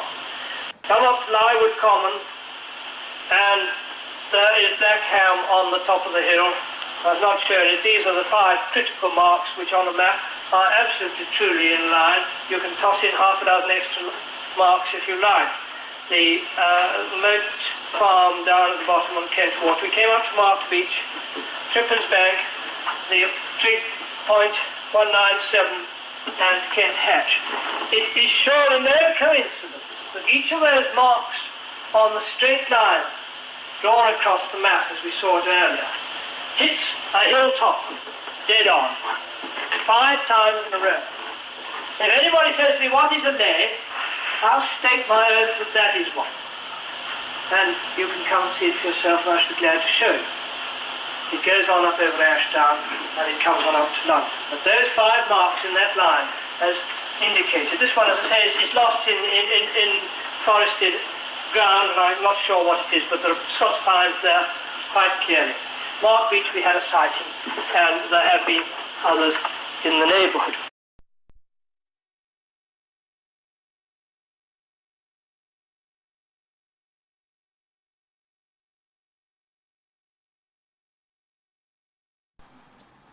But I'm also particularly interested in the tree clumps.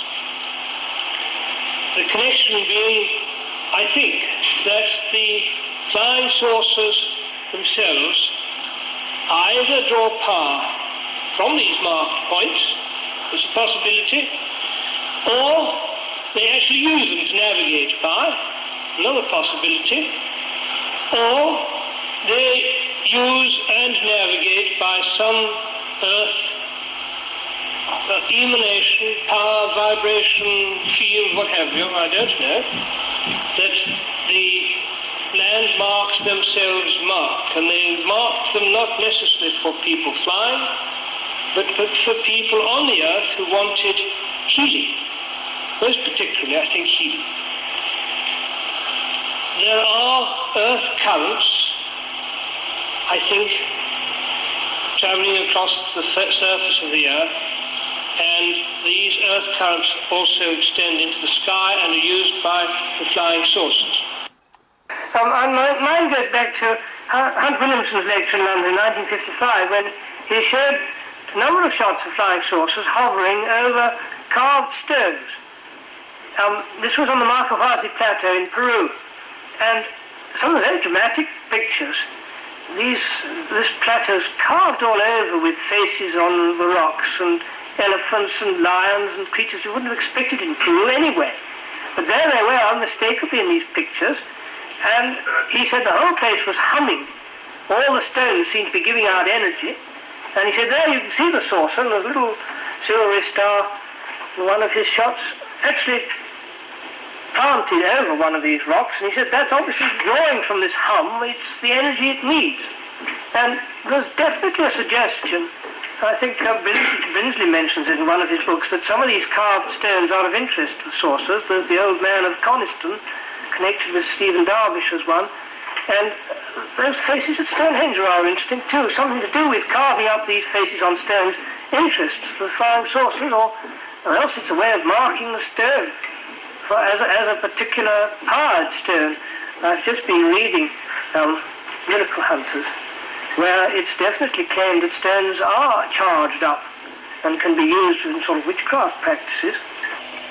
Now, it's very striking things. It only came up in the papers this past month. John G. Williams of Abergavenny said that he was up in the Brecon Mountains photographing these old standing stones, not great big mountains like the Sugarloaf Mountain, but upright, old-fashioned, Neolithic, prehistoric stuff that people dismiss. He just wanted pictures of these standing stones, and he got a fogged one, and so he dismissed, until a friend of his and he both took a picture of the same stone with 2 cameras, and they both got the same fogging. Very striking. I'm very sorry not to show you this picture tonight. I wrote to Mr. Williams, I said, look, I'm giving a very important lecture in Manchester. I do want to have a shot of the free energy from that stone for you to see. And he said, well, I can't do it in time, I'm sorry. But perhaps we shall see it, and perhaps I can get it into Flying Saucer Review if I can get the editor to accept my ideas. I'm still dismissed as far too speculative for the Flying Saucer Review. So, it's for the future.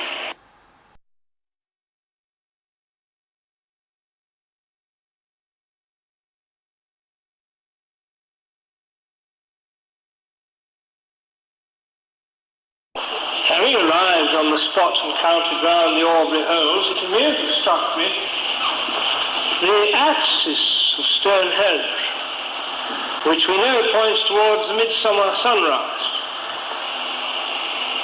is measured as 51.48 degrees off true north. 1/20th of a degree away from the dead accurate computation of 1/7 of a circle. Why? Is that just a coincidence? If it's not a coincidence, it's extremely fine measurement from Neolithic people to have arrived at. There aren't many places in the south of England where the sunrise is exactly 1/7 of a circle off due north. So now you see the point of the 56 Aubrey holes. They are a multiple of 7. And as I was thumbing through a magazine only a day or two ago, I read of the strange circle on the top of Medicine Mountain in Wyoming.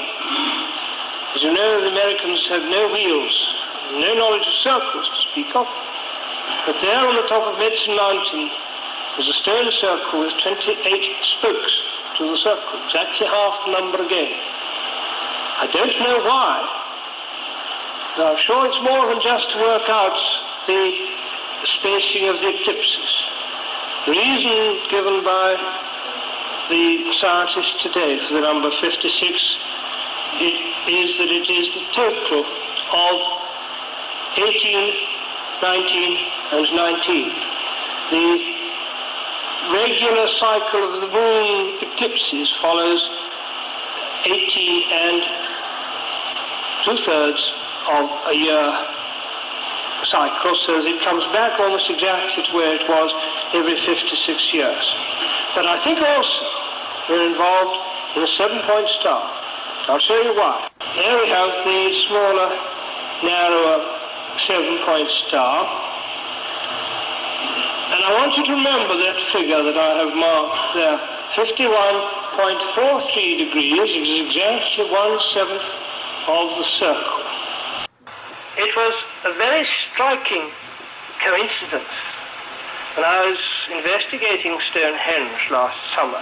Stonehenge consists in the oldest form of 56 Aubrey holes round in a 144-foot circle. These are accurately placed to within 1%.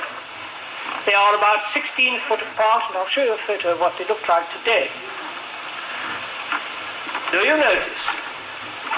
51.48, 1/20th of a degree different from 1/7 of a circle.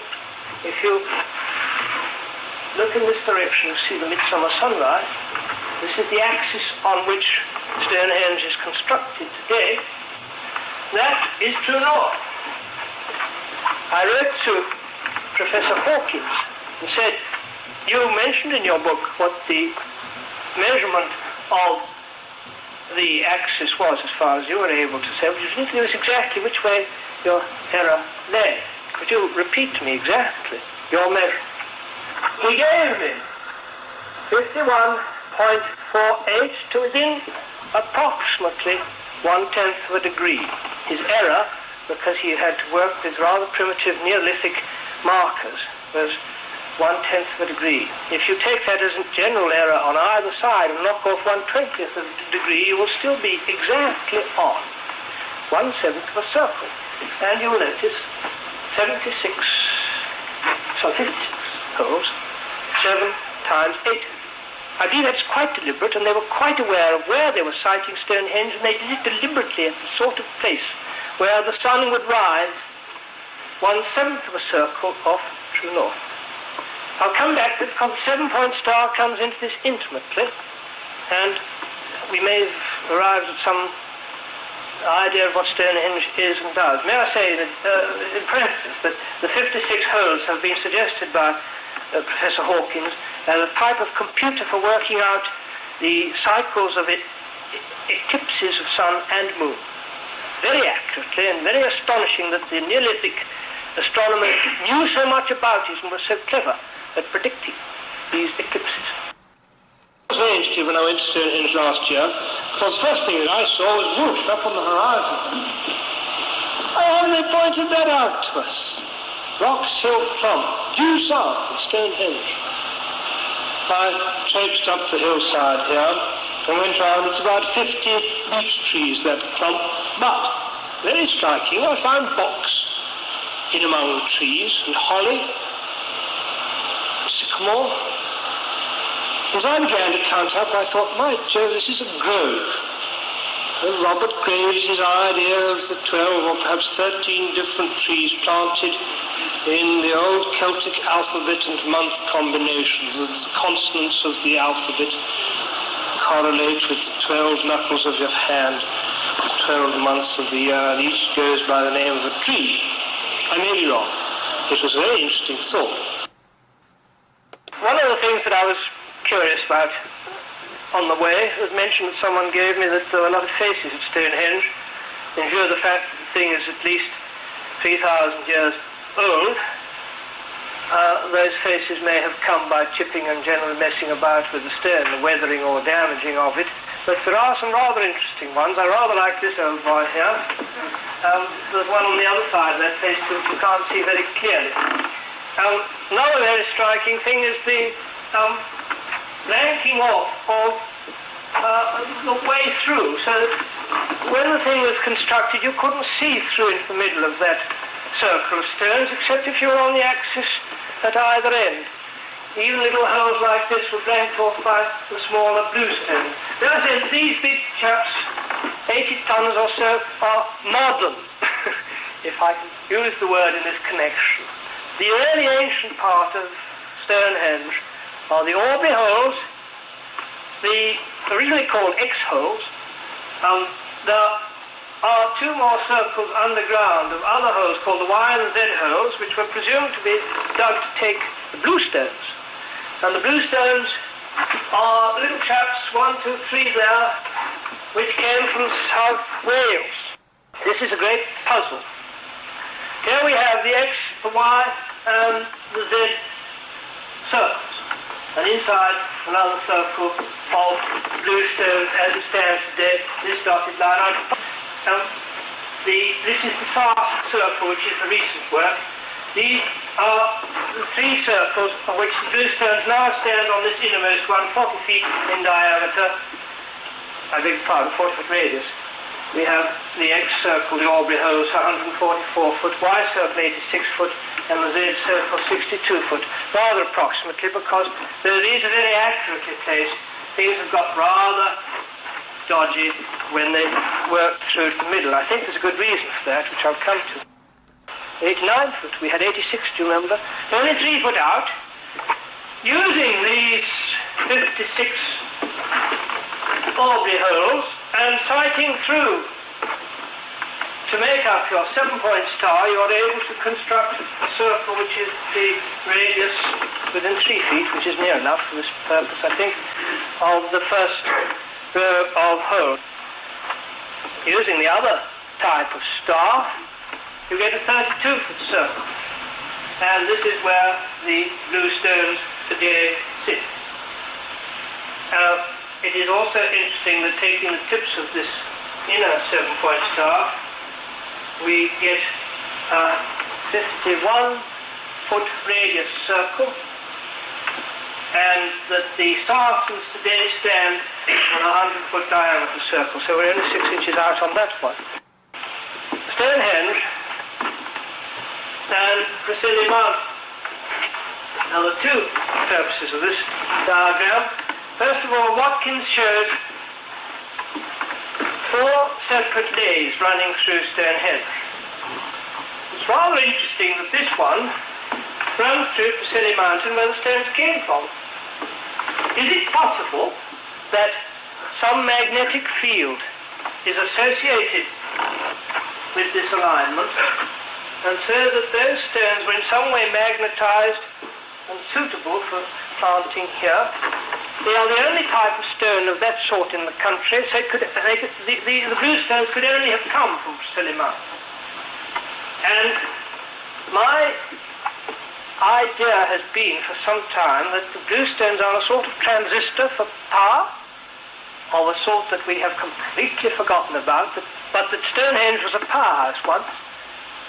Hence the horseshoes, which were right in the middle. We know the use of a horseshoe in concentrating magnetism. This is something to do with magnetism. And in fact, I may quote Egerton Sykes, who on the subject of lays said, well, Alfred Watkins was all very fine. These lays certainly exist. Egerton Sykes was one of the original lay hunters. The old straight track club existed in the 30s to trace these. He said they're nothing to do with peddlers' tracks. Watkins' theory was that the salt peddlers had white tracks and the pottery peddlers had red tracks and the flint peddlers had black tracks. And the place names, white, red and black, crop up on Red Hill and white lay and so forth. Egerton Sykes said, no, it's nothing to do with that. They're magnetic currents.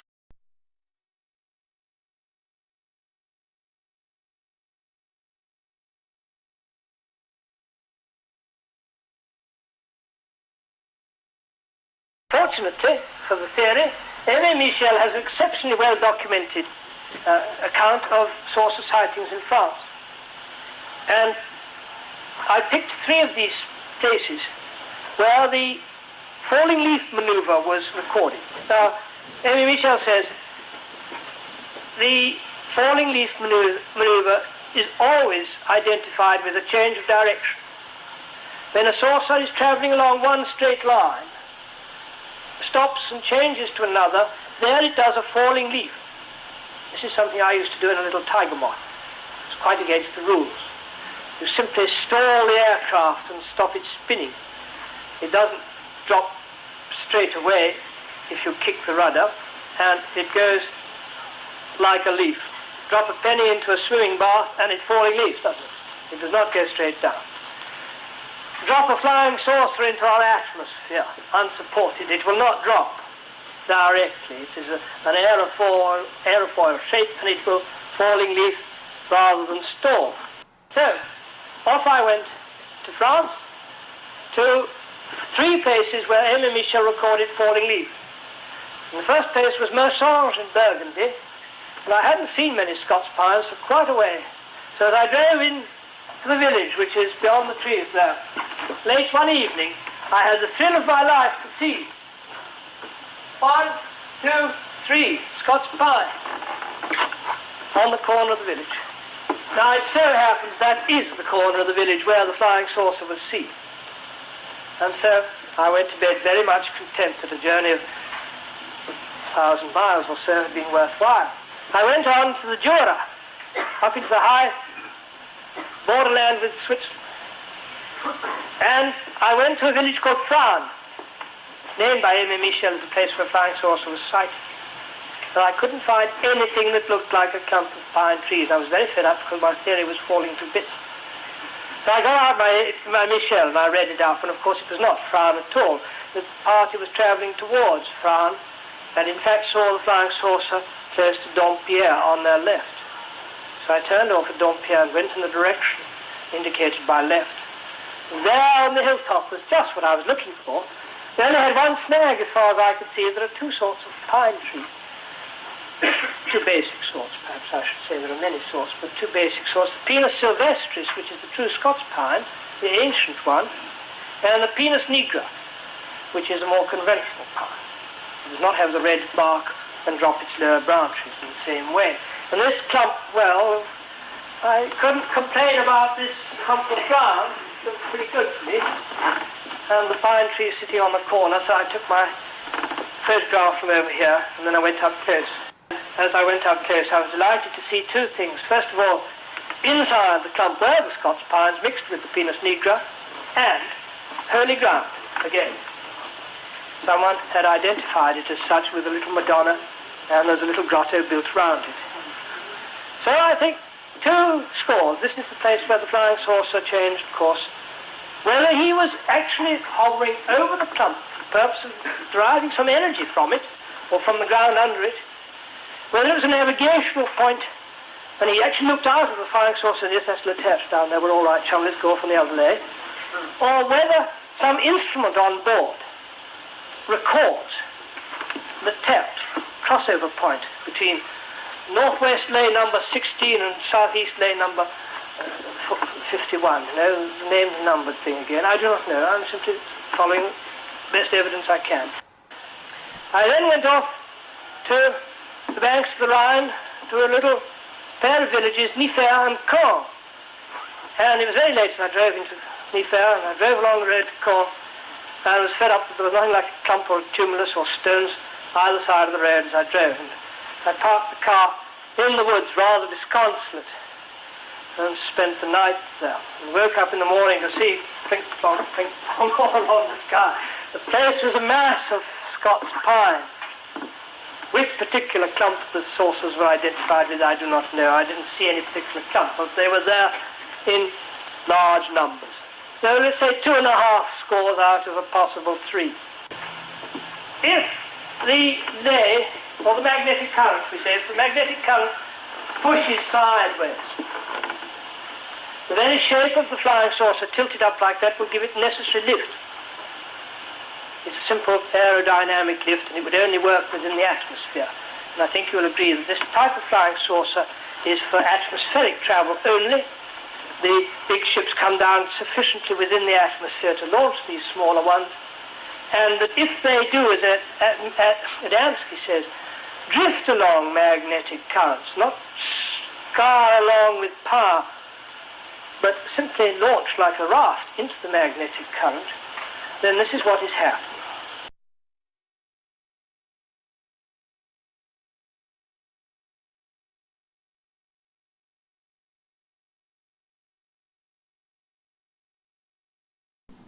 A lady came to my house and was very intrigued by a sycamore tree, which I knew to be a very special tree, but she went straight to it, quite psychically drawn to it. She knew there was something down there she must go and see, so we took her down through the woods. There it is, you see, a vortex. Well, I'd never heard it called that. The little forester man who showed me, and she said, "Look, you see that one? It's what we call a curly sycamore. And when that's felled, they'll pay a high price for it in the timber works, because the grain is all twisted. It's curly. It's a very unusual grain and very special for veneering." But Mary Long came along and said, "It's not just curly, it's spiral." I said, "That's a very striking tree, and that's what I felt drawn to."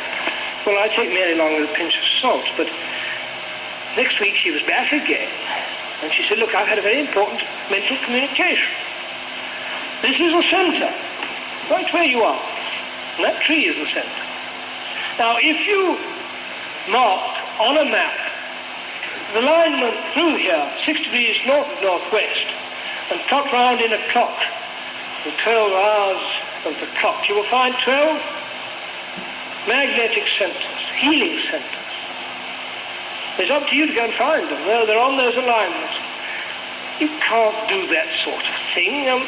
The Earth doesn't lend itself to such severe geometry that you can divide it up into 12 sectors, but the Tunbridge Wells, bang on that one. I missed that one. My friend showed it to me the other day. Said, "Well, isn't the wells somewhere there?" And I had this on an inch to a mile map, and it was absolutely spot through the wells. The old Chalybeate well was at the bottom of the hill. I had already spotted the one that went right through a pine clump at Burswood, which is a very special healing centre set up in the Church of England auspices, where they do some interesting work, and certainly there's a spring running out of that hill which is rather special, so maybe I shall be able to prime the Heselton Healer with some of the Burswood water or some of the Tunbridge Wells water. This one up here to the north is a very exciting place where the water comes gushing out of the hillside with such power in a spring of the source of the Darrant, and it drove a watermill only a matter of years ago, and you can still see the watermill 200 yards from the spring. A very special place, most interesting. Bang on the line. But what was most striking was that I knew about this 6 degrees north of northwest before ever Mary Long pointed it out to me, because I had used to look out of the window at Chiddingstone Castle, and I had a flat there, and see a Scots pine clump at Chester, breaking the line of the hills in the same way I show you how those marks broke the lines on the far hill. And I used to say time and again, I'm sure there's a mark on that hill somewhere if I could only find it, because there's chested clumps there, and it looks to lead towards those hills. There's only when I went down to the clump at chested, which was just plain Scotch pines, and looked back, I could see Chiddingstone Castle and Mark Beach on the line. So I got my alignment, put a pencil mark through Mark Beach, Chiddingstone Castle and Chested, see where it goes. It goes to 1 Tree Hill. And this was the same alignment that Mary Long said was mentioned in her communication. So some odd things going on in the world. What is interesting is the alignment running up here on the heading given by this particular clock system is exactly parallel to what I've just been showing you running up here through Lywood Common, Mark Beach, Hever and Cockham Hill.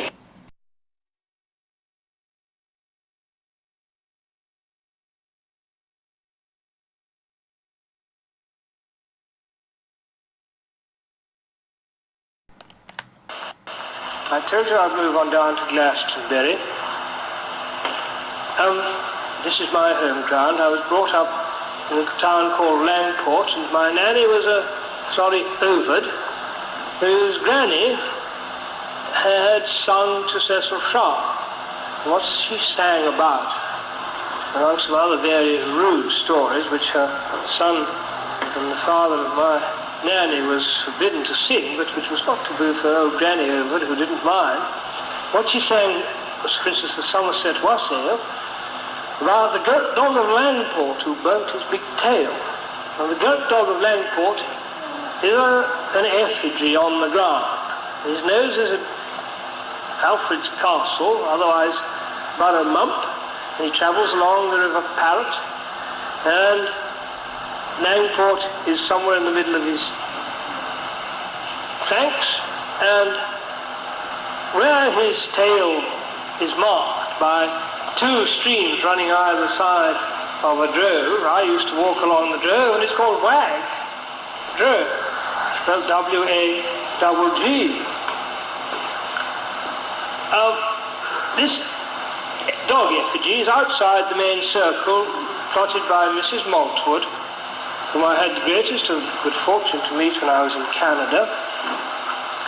And she maintains that in prehistoric times there were 12 effigies marked on the ground in a circle about 10 miles across.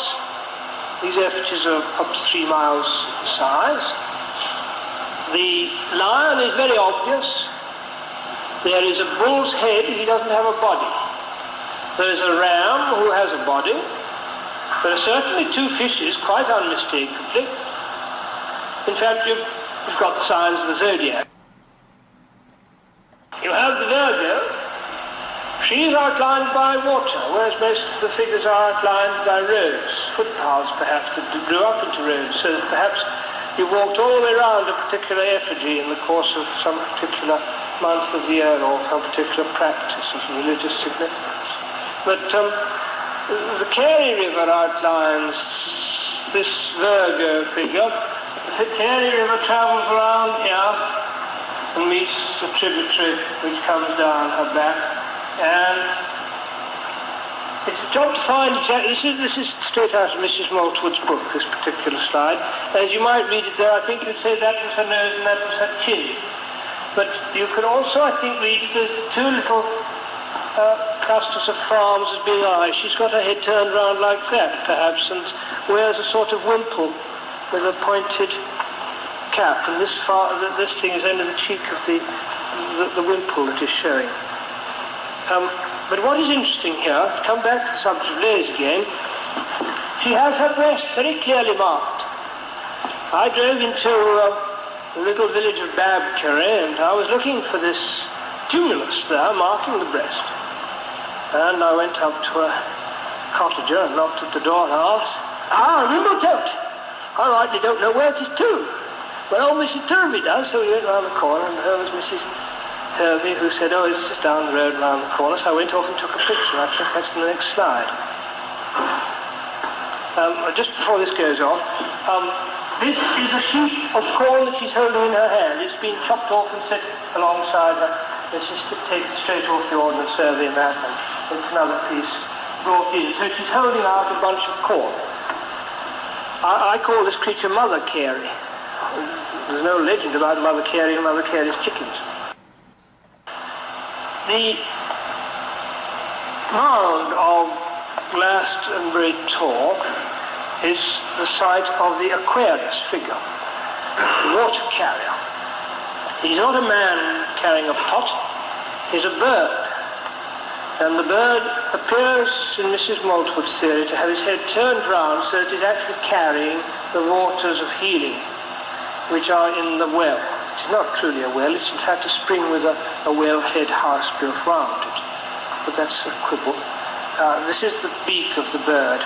He appears to have his beak dipped into the well. This is why he's carrying water. There's one other bird in the zodiac system here, again not given in the zodiac as you and I know, Ram, the Bull, the Heavenly Twins. Now this is Libra, which is given as the scales in our convention, but Mrs. Waltwood says no, it's a bird. Artemis and David, there's a little village and there's the bird quite plain, and this bird is flying down towards that outstretched arm of old Mother Carey with her bunch of corn. So, fair enough, these two birds, they both appear to be flying in that direction, appear to be the cock and the hen of Mother Carey's chicken. This explanation only occurred to me when I was investigating on the map, and I noticed that the Butley from the Archer's Eye, and you remember we started off at Stonehenge down through the Archer's Eye, through the centre of this circle, 10-mile diameter, on through the Bullseye Strays Farm. There's on outside the circle a little bit to a place called Henley, Henley. Actually goes through Henley Corner. So I said, well, Henley, where's the rest of the Henley? And I found that it went through Wimbletoot, which I've shown you, straight past the edge of Cadbury Castle, King Arthur's Castle, on through a village called Hen Street, and in the opposite direction through some very good old British camps. One point, by accident, I spotted a village called Coxley, Coxley, and that was on the other side of the circle from the Henley, and it goes through Coxley, Cockling, Cockfall, Cockpit, and the village of Cockling. 5 place names, all clearly in a line. And goes on through St. Catherine's Point down in the Isle of Wight, which is a very striking headland to a line on in that direction, and through Flatholm in the Bristol Channel, which makes a pretty good one in the opposite direction. So I was very pleased with my Coxley. And to find I have on one side of the circle a Coxley, and on the other side of the circle, slightly intersecting it, a Henley, and there in the circle the cock and the hen bird, was very pleasing coincidence. And this is the Chalice Well. Actually, it's not quite. The Chalice Well is a little further up. The water is fed through a pipe, through a lion's head into a basin and on into a bathing pool, and there you have the big height of the Tor Hill. They've made a lovely job of the gardens at the Chalice Well, and I brought some of my Chalice Well water with me to put in the Heselton Healer. I'm also intrigued to see in this month's awareness that there was a very good sighting down at Glastonbury by workers at the Neolithic Street. Those of you who may not have seen it, I'll take the liberty of reading it out. During a week when 3 men of extraordinary courage set off for the moon in their frail craft, there was an unusual sighting over Glastonbury Tor in Somerset. On Thursday, July 17th, the day after Apollo 2 lifted off, 4 night shift workers at Moorlands in Glastonbury saw a glowing wall of fire making complicated manoeuvres over Glastonbury Tor at 2:30 a.m. This is from the Central Somerset Gazette. I'm told that the flying saucer people are rather distressed that we have so much more interest in their craft than in themselves. As soon as you get hold of a space person, you say, tell me how the flying saucers fly, don't you? How do they work? And of course the whole theory that I'm interested in here is that these ladies are known to the space people, and this I've had confirmed by Philip Rodgers, I think that there's still enough power in some of these lathes to manipulate a number of craft, because I have a number of sighting reports of my own that are associated with good mark points, pine tree clumps in my part of the world, and I think they are able to recharge over some of these points. Apropos of Glastonbury, I only heard 20 minutes ago of a very interesting phenomenon in the neighbourhood of Glastonbury called the Michel light.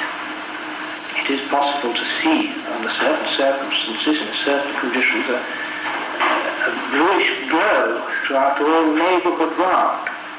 And this is called the Michel light.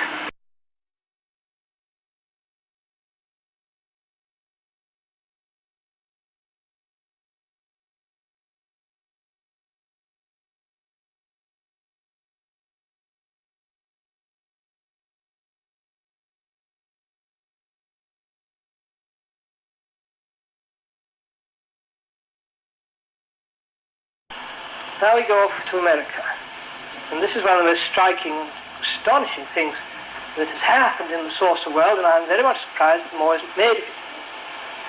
John DeLand is dead, but he was doing thought communication exactly the same way as Philip Rodgers was doing. And he came up with an idea for heating the orange grove. You may have read this in The Flying Saucer Pilgrimage by Helen and Brown Reeve. The principle is astonishingly simple. A mast, 32 foot high, carrying seven bare copper wires on spacer down the middle, reaching on the ground, each wire branches out in 7 radial directions. The entire installation of the one mast covers 1 acre of ground, but at the end of the run, just underground, this is bare copper wire, so it is earth. We're not dealing with anything like electricity. The bare copper wire comes round an alnico, aluminium, nickel and cobalt, alnico magnet, and projects above the ground and points back to the top of the mast. That is all that it consists of. In the orange groves in California, the frost this time of the year is sufficient to ruin the fruit. And so they burn paraffin flares to keep the trees and the fruit, young fruit, warm enough until the frosty nights are over. John DeLand put up a single mast. It was worth a bash, after all, 32 foot of galvanized pipe and a concrete flint and a few bits of copper wire. 10 or 20 quid's worth of installation. Worth it. I spent 100 quid on the wretched coffee pot. Worth it to see if it worked, and it did. Lucky man. There, 22 more of them. All around the 14 acre site. And he heated the entire 14 acres by 14 such masts, and then died. But the masts are there to this day. From DeLand Frostguard by Michael Ralph, a PDF file available on the web. The Frostguard Tower, developed by John DeLand in the 1940s, used magnetism to replace obnoxious smudge pots. He obtained high yields from orange trees, formerly considered too old to be productive. The DeLand system can protect 1 acre of trees from frost, but it is ineffective for small plants. George Van Tassel gave this description of the device. The DeLand Frostguard Tower is about 32 feet high.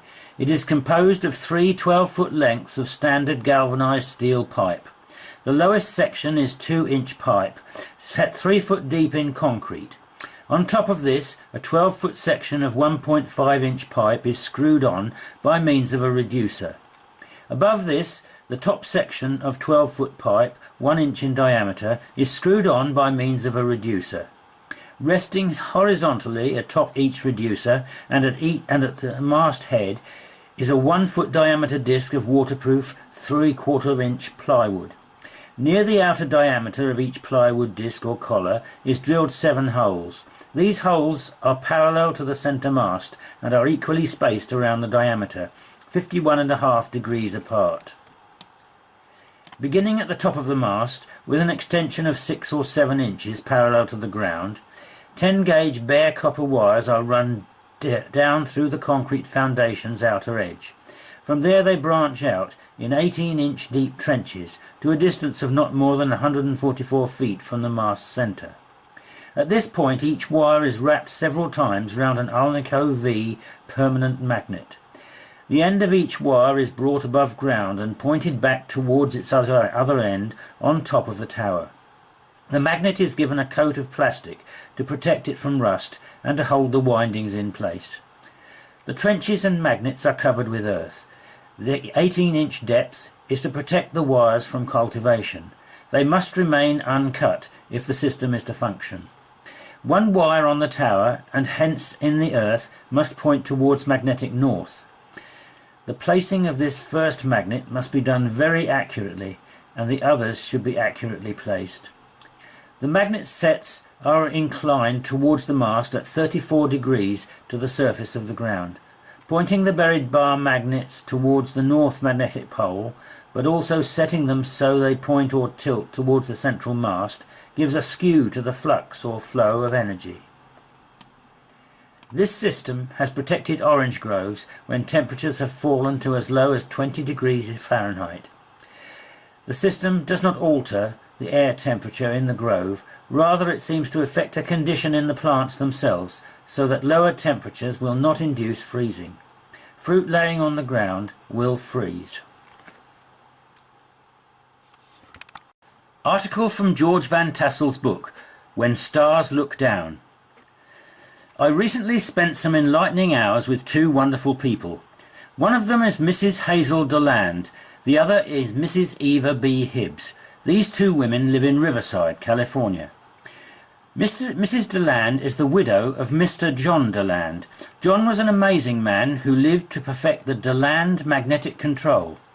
This is a simple apparatus that prevents freezing in citrus and other fruits on sub-freezing nights. It costs nothing to operate. Mrs. Deland told me how John received the details of the apparatus. John used the same means of thought reception 17 years ago that I use today. He heard a voice speaking inside his head, describing how to control frost and fruit freezing by a new method. John wrote the information down a little at a time as it was given to him. Then he spent the next 15 years developing and proving true the information. He has left a monumental contribution to humanity in his magnetic control. The drawing is made here of the principle of the device that John Deland gave to humanity, because he believed in progress. Mrs. Deland holds the patent papers on this apparatus. This drawing is reproduced with her permission.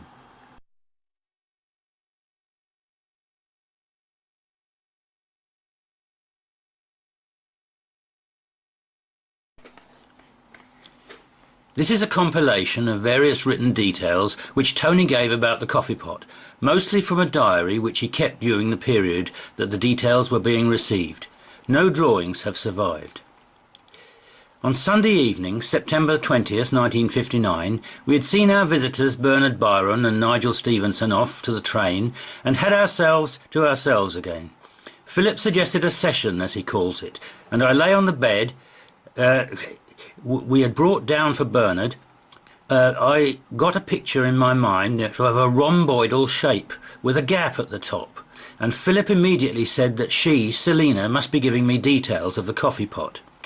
A second attempt to pictorialise it brought me the vision of 3 links in a chain, of which the middle one was horizontal and the outer 2 vertical. Again a rhomboidal shape, and I did not at first realise what I was being given. All this time Philip had been playing the piano to set up a suitably tuned atmosphere. He then sat in an armchair and shut his eyes, starting to give me the details. It's of aluminium, covered with brown shellac or cellulose, 17 to 18 linus tall, 8 to 9 linus wide, and it has a bulbous bottom. When we got this in greater detail, it accounted for the rather pointed bottom I had been getting. It has a neck of 2 to 3 linus, width 2 linus, a stand as we wish, 2 rounded handles, black, made of wood, and a lid of aluminium or brass, 2 or 3 Linus. The handles were of rounded shape, 3 Linus across the circle, joined to the body with aluminium, and a fair size. The Linus was a unit of length used by the space people, near enough 2 centimetres. On the strength of this summary, I began cutting out paper patterns of the flask the next day, and Philip would comment on them. The neck was adjusted to one of 4 Linus and was permitted to be joined at the waist. I had another go and pictured 2 bars across the lower part of the neck, but again failed to understand what I had got. When Philip tried again, I asked if it had to have 2 handles. Yes, 2 more majestic, and it has a better centralising effect. He also guessed their diameter as being about 3/8 of an inch across. He then proceeded to explain the vision I had had. There is a kind of shield in the neck, joined to the bottom of the neck where it goes upwards. He would pause to get a further message, and frown and shut his eyes. A shield of metal, brass or aluminium, 1/8 of an inch thick, about 1/2 an inch wide, cone-shaped to fit the neck, not riveted but soldered with no lead solder, aluminium solder. This would come in about 5 or 6 fragments, and then Philip would pause. This sort of thing evidently called for appreciable effort, and took it out of him. In the meanwhile, he was building a new version of his machine, using instruments of mine, and drawing thick black lines. I was getting through a certain amount of explanation. There seemed to be 2 contrary movements, one I call the flux and one the flow. It might be of electrons or subelectronic particles. In one picture I saw the flow bouncing back off his hand. He touches a spike with his thumb and following the lines of the outer cone and its 7 wires. On another occasion I saw this flow as emerging up the neck of the flask, to rebound from the metallic lid. I saw the coil as a clockwise one, and this proved to be so with both machines. They call them machines, but there are no moving parts. Indeed, I rejected one idea for stopping off the flow of coffee through the handle, not held uppermost, with a flap type of valve, because this would involve a moving part, and it seemed that this was a faulty principle to follow. I also endeavoured to link the discoveries of Wilhelm Reich with those involved here, his conjunction of metal and wood seeming to parallel Philip's use of resin as a backing to copper shim. This might accumulate cosmic energy inside the cavity, or perhaps provide a reverse movement, passing it out of the cavity so that it would flow back in again, through the point of focus, which in both machines included a crystal. The shellac or cellulose on the outer face of the flask would perhaps be functional, equivalent to the resin. But note, outside the metal with mine, inside with him. The crystal I took to be a sort of rectifier, and the whole machine rather like a crystal rectifier set. As I drew up my patent, I separated the components into a receiver, 7 copper wires held by a disc, a crystal on the other side of the disc, and a spiral coil surrounding but not touching the crystal. There would be a resonant cavity and a feedback coil, which I would not specify in greater detail. This is basic electronics, with a cavity for the resonating circuit, and a feed-in coming via the outer shell, with its resinous coating, building up a static charge. Philip then gave me 2 plates as a sort of tuning, 2 Linus apart. The top one aluminium because it was brighter, 24 gauge, he said, and the bottom one of brass or copper, 22 gauge. Top 4 Linus across, the bottom 1 Linus. Next we got what he called a magic circle. Of this I had a picture of a vertical aerial array. He gave me a very exact specification which is incorporated into the coffee pot and seems to have a calculated irregularity about it, which he later explained as bringing about a stirring effect on the coffee grounds to produce an infusion. In his own machine the spacing is regular. The magic circle was carried by a disc of aluminium just under the lemniscate coil. This was a circle of 7 wires, 2 different lengths, between 2 inches and 2.5 inches, and irregularly set. Philip described them to me as 1 at 12 o'clock, 1 at 1 o'clock, 1 between 3 and 1/2 past, 1 between 4:30 and 5, and so on. When I came to analyse these spacings, I found that I could both arrange them within this specification to give a symmetrical setting for 6 and set 3 on the alignments of the 7-point star, and each of the other 2 on 2 points of separate stars. We understood that this was in a way the antenna system and a means of getting turbulence. Under their aluminium base was a sapphire crystal. One trap I fell into over the plate at the bottom of the coffee pot, which Philip said had either 7 holes or 8. 8 being easier to space out around a circle, I went for that, but I was wrong. It had 7 holes or 8, depending on whether you counted the one in the centre. Emphatically, there were only 7 holes round the perimeter. I have recently, 20th of October 1959, had a diagram which might suggest that the straight array could curve outwards, as if some flux or flow followed up through the neck and returned at the ring fixed to the bottom cup. We were permitted an extended rib here, but the inside had to be smooth and nearly spherical. My earlier outlines tended to be angular, sharper corners and flat planes, but this sort of styling did not seem correct. The shoulders at one point were criticised as not quite shapely enough. The details for the magic circle were very precise, but the material of the plate supporting it was said to be unimportant. One session Philip gave me the 2 rods supporting the plate, bright metal magnesium or its equivalent, 1 linus apart, silver solder the ends, and he described them as 2 long arms and 2 shining rods. These 5 groups constituted the message for that session.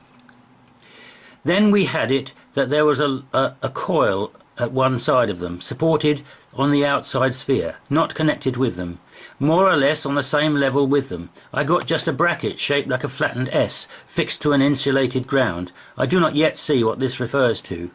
I was now able to draw a diagram with a stand of metal rods, but Philip said that he'd had a detachable cup with an external ridge, if necessary.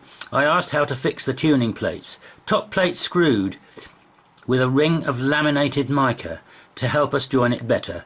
Top plate perforated, bottom plate solid, and he gave details of about 8-inch holes around the edge, and a small one in the middle. Circles at the very edge, practically breaking the edge. 8 is best. I asked how big. About 2 millimetres.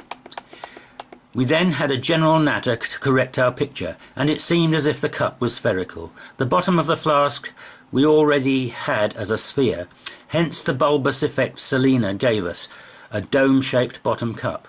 Holding coffee above the brass disc, I asked, can it be filled entirely with coffee? Yes. What about the opening at the side? What we call a metal spring on the side of the machine.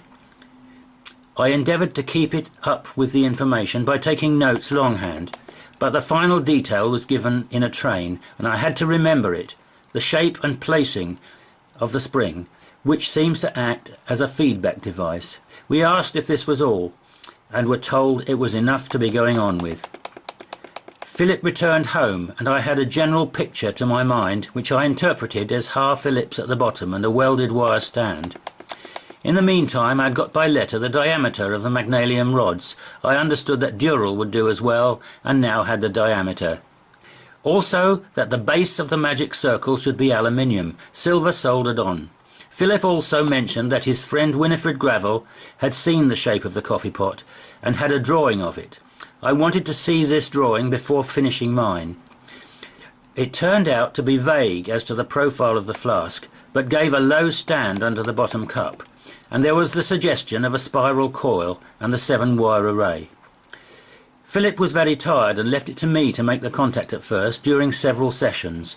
One very surprising view I got was the flask upside down, with the bottom part remarkably like a flying saucer. This came out in a rough sketch I made, but the outline was rather lost in my final drawing, completed on 20th of October. But I got the idea that the sharp edge of the retaining ring, at the point where a saucer has a power coil, was of considerable importance, and provided a point of entry for a flux of magnetism that came out of the neck and swept round in a curve to meet the flask again. Previously, in the first series, I saw this movement as a dancer raising hands together to full height and then sweeping them down, and saw this as a sort of pattern typical of many natural forms such as trees.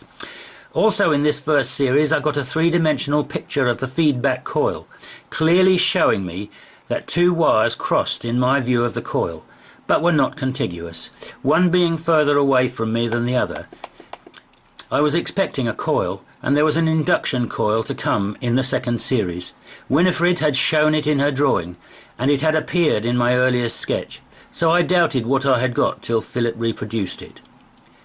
There is one memory that cannot be erased, for it vividly brings back to me the conviction that Philip and I were tapping some source of real information.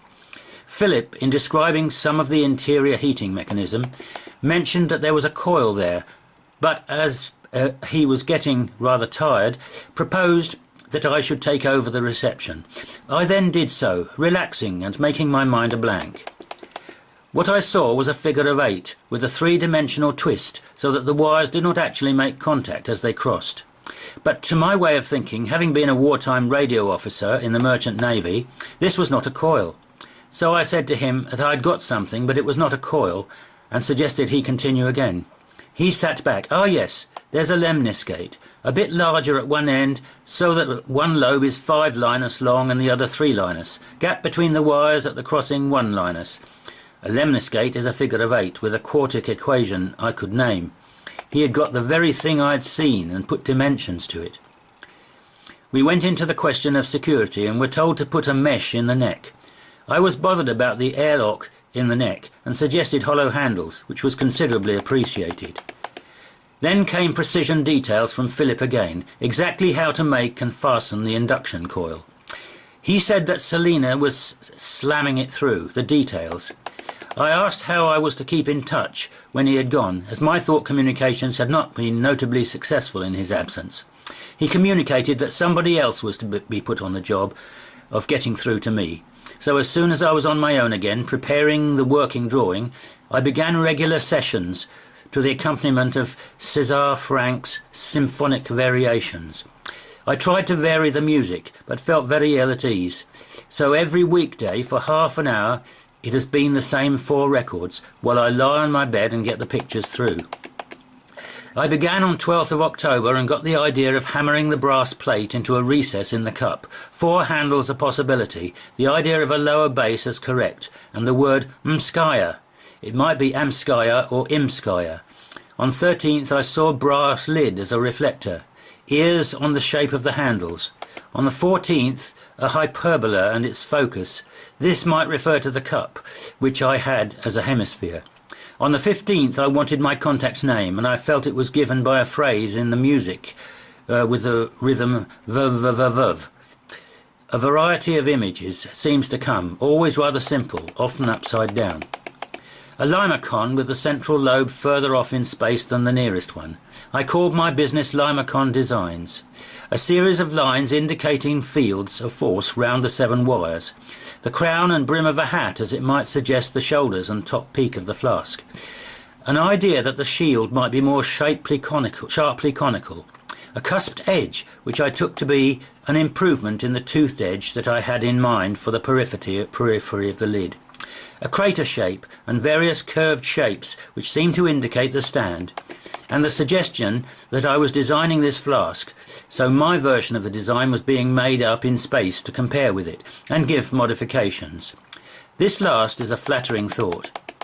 On the question of security, it seemed as if it was not of great concern to the space people, and the more we look at their idea, the more we understand why. They were not selling free energy yet. This was only a limited version of it. The flask was not even a kettle, for it would only boil when the coffee grounds were present, and we realised that it would not do to put in milk, as there was no means of cleaning it. The most thrilling of all, I think, was the discovery that my 3D picture of a figure of 8 was correct for the coil, but there was also a realisation that the 3 links in the chain had a meaning. They described the handles joined above and below the shield, and in fact the air will pass along one and the coffee along the other, so that a complete circulation will actually happen, completing the idea of a linkage. Tony Wedd from Tony Wedd New Age Pioneer by Philip Heselton.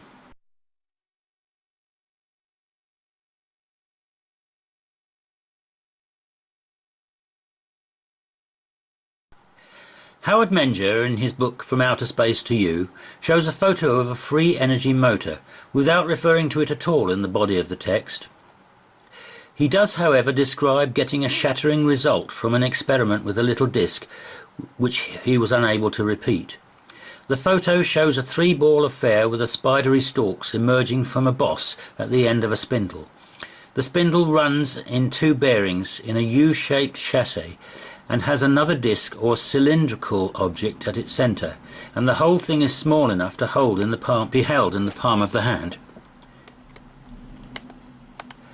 As I lay in bed one night, I awoke with a conviction that I was being contacted with valuable information, and offered a choice of subjects. It could be the Kofustin coffee pot or the Menger motor. I chose the former, but was then given information about the latter. This little switch seems odd, and I can't explain it, but I suppose that I was not being offered a choice, but actually being told the information was about one of the two which were linked in my mind. I had it that the 3 balls were ball-bearing steel, magnetised by stroking them with a magnet, passing it radially down the stem. Then I had the idea of the central disc, that there was a quartz disc with a large hole in the centre, so that it did not make contact with the spindle, but received support from 2 other discs made of amber, Porswall. These were locked onto the spindle by a slight deformation of the steel. I had it that a steel knitting needle would do, resulting in a ridge of high pressure. This was a piece of day residue in my mind. In other words, I would give it a few taps with a hammer to deform it slightly after making a hole in the amber which exactly fitted the spindle. The U-shaped chassis had a flat base, rectangular in shape, drilled with 7 holes in a rectangular arrangement on a circle, and a central hole immediately under the quartz crystal. The rectangle was a sandwich of copper at the bottom, brass in the middle and zinc at the top. The meat in the sandwich was continued in 2 triangular pieces beyond the cladding of copper and zinc, and these 2 triangles were turned up at right angles to become the means of supporting the spindle. 2 holes were drilled through the wires, through the apices. I had a mechanic braze the steel ball bearings onto their stems and set into a neat wooden boss on a steel spindle. I got in brass, zinc, copper sheet, a large quartz crystal and a piece of amber. I was going to commission a lapidary to cut the central discs, but funds just then got scarce, and before I had mustered up the determination to go ahead, the stones had been stolen. A little box with the 3-ball affair is still with me. A big question mark. Was I onto something big? I give this information to the world of crazy schoolboys inventors and drop-out engineers. About this time, Philip used to bring with him a little gadget the size of a grapefruit, which he held in one hand. It was a Jönskala, the word meaning earth sky, a device for improving his communication. This had been several times reconstructed, an incredible achievement for one with poor eyesight and few tools, as it contained over 100 pieces, bits of copper, brass, aluminium and stainless steel, and a couple of crystals, calcite and galena, which he had been able to pick up on the spoil heaps of old mines on the Derbyshire-Yorkshire border. He was in the process of modifying it during my visit, and I had noticed a little aluminium star which he called Amskaya, a word which I think I received and he translated. It should have 7 points. I was sure, but I pointed out to Philip that it had 8, and he had to go over it very carefully with his fingers to count the points. Via Winifred we heard that the space people knew his mistake. Never use even-numbered metals, came over her writing pad. An interesting piece of ambivalence, as it seemed to me to refer not only to even-numbered shapes, but to the base metals in the atomic table which had even atomic numbers, zinc 30, tin 50, lead 82, and so on. I already knew that they preferred the noble metals, copper 29, silver 47 and gold 79, and that Philip had been forbidden to use cheap solders which contained the base metals. Here was a chemical principle which covered these distinctions, and threw new light on the remark made to Adamski: "You men of Earth continually invite disaster by creating combinations which are opposing each other, rather than working together."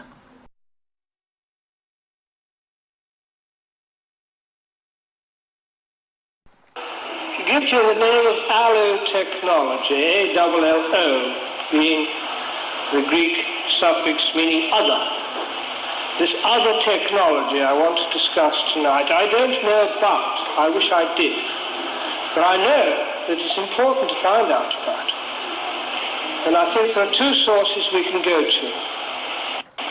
We have, on the Earth, in the past, had a civilization using this technology. It is gone.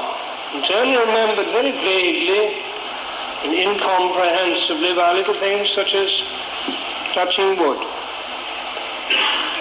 Now, you don't know why you touch wood, you call it a superstition. But it could be that, given the power I want to talk about tonight, in excess in your body, you touch wood to earth that power, discharge it, because you don't want to get too worked up by it. That's a guess. And I'm saying that if we can look back through our traditions and memories and odd superstitions, you may find some of this alloy technology from the past. If we link it up with what we know about flying saucers and what people have said about them, we may have something very real and tangible to work on.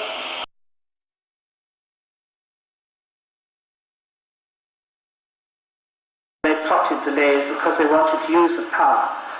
They use it for healing, I'm sure, and the stone circles are places where the power is particularly well concentrated, and the stones help to concentrate the power, and the tradition of witches going round and round the stone circles dancing on the Sabbath is something to do with using this power for healing.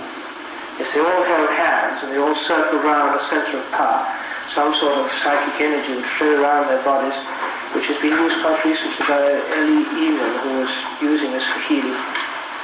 And I think the witches had some familiarity with it.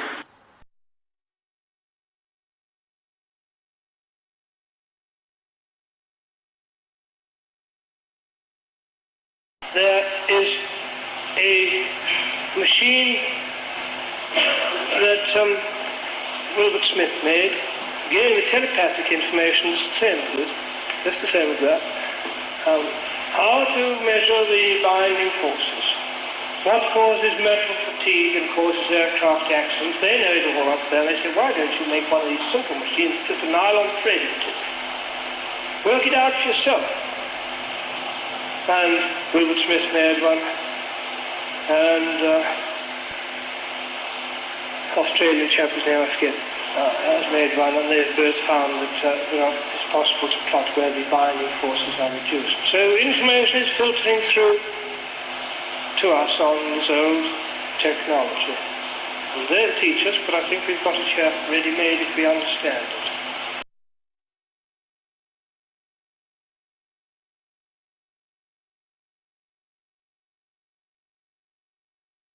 In the front here, there's a little machine which I made up myself this past week. It's an oddity that I've never come across before. It has intrigued me vastly when a friend who's in the audience here said that he had gone away from my house where we were talking about this nonsense and went to see a friend and came away with a splitting headache, and he knew that I had related headaches to this possibility that knowledge is coming through into your head to higher power and is giving you the headache. I've had that experience myself, I think. So he said, all right then, this headache is not my headache, it's the one that those blighters up there are giving me. Let's hear what they've got to say. And so he gave me a healing machine with a zinc bowl sitting on a piece of oak with oak sides to support a spindle. The spindle is of steel, and wound onto it is a thread of silver. The thread of silver passes through an acorn, which just doesn't dip into a little pool of holy or healing water in the zinc bowl. And this zinc bowl has 8 copper wires from the lip to the center. It's nothing like anything I've ever seen before, and the 8 copper wires gives me offense immediately. I would have said 7. I tried it out the first time last night and was fairly sure I was getting a tingling feeling in my arms as I held the copper knob, the brass knobs. My son confirmed this and said that he found the feeling coursing through his body. And I've just had an old friend and sorcerologist here on the platform who was described in detail what this feeling was. It went up his arms, on the upper surface of the skin. It was also to be felt in his legs on the upper surface again. It was last heard of travelling upwards towards his ears. This is what you lads will be doing in 50 years' time, I am convinced.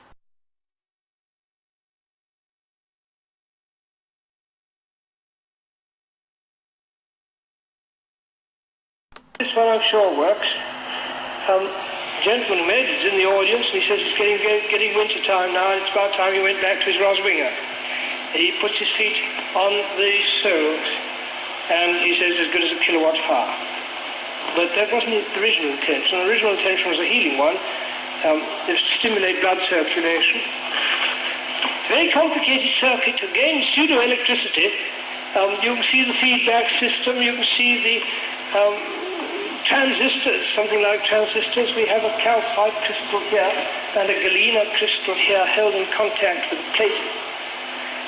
We have a system of little dipoles in aluminium, little V-shaped things, which look jolly like an aerial system to me for picking up what must be cosmic energy. And you can trace the circuit round. There's a brass sole plate, there's an aluminium subsole and a copper plate in connection with the foot, and all these are sort of half an inch lamination all together, one parallel to another, so we've got our condenser system there. And the 7 holes come through here, and there are 7 dipoles here, and the star is a 7-point star, and there are 14 wires going 6 to the heel, 8 to the heel and 6 to the toe. Again, it's not electricity, there's no point in connecting 8 here and 6 here if they're all coming from the same plate, which they do. Very striking, very exciting stuff, and I hope will excite some of you people to explore further. It may be that you know about it from your past lives, which I firmly believe in, which I think we won't get involved in now. You see the 7-point star coming in there, don't you? Here is a little aluminium 7-point star built into the sole of these shoes, and this is where Philip Rodgers and I got the idea that the 7-pointed star was technically and mechanically essential to a type of use of free energy. Certainly we had the 7-pointed arrangement in John DeLand's installation in California as guide. Mrs. Rodgers was wearing this type of thing.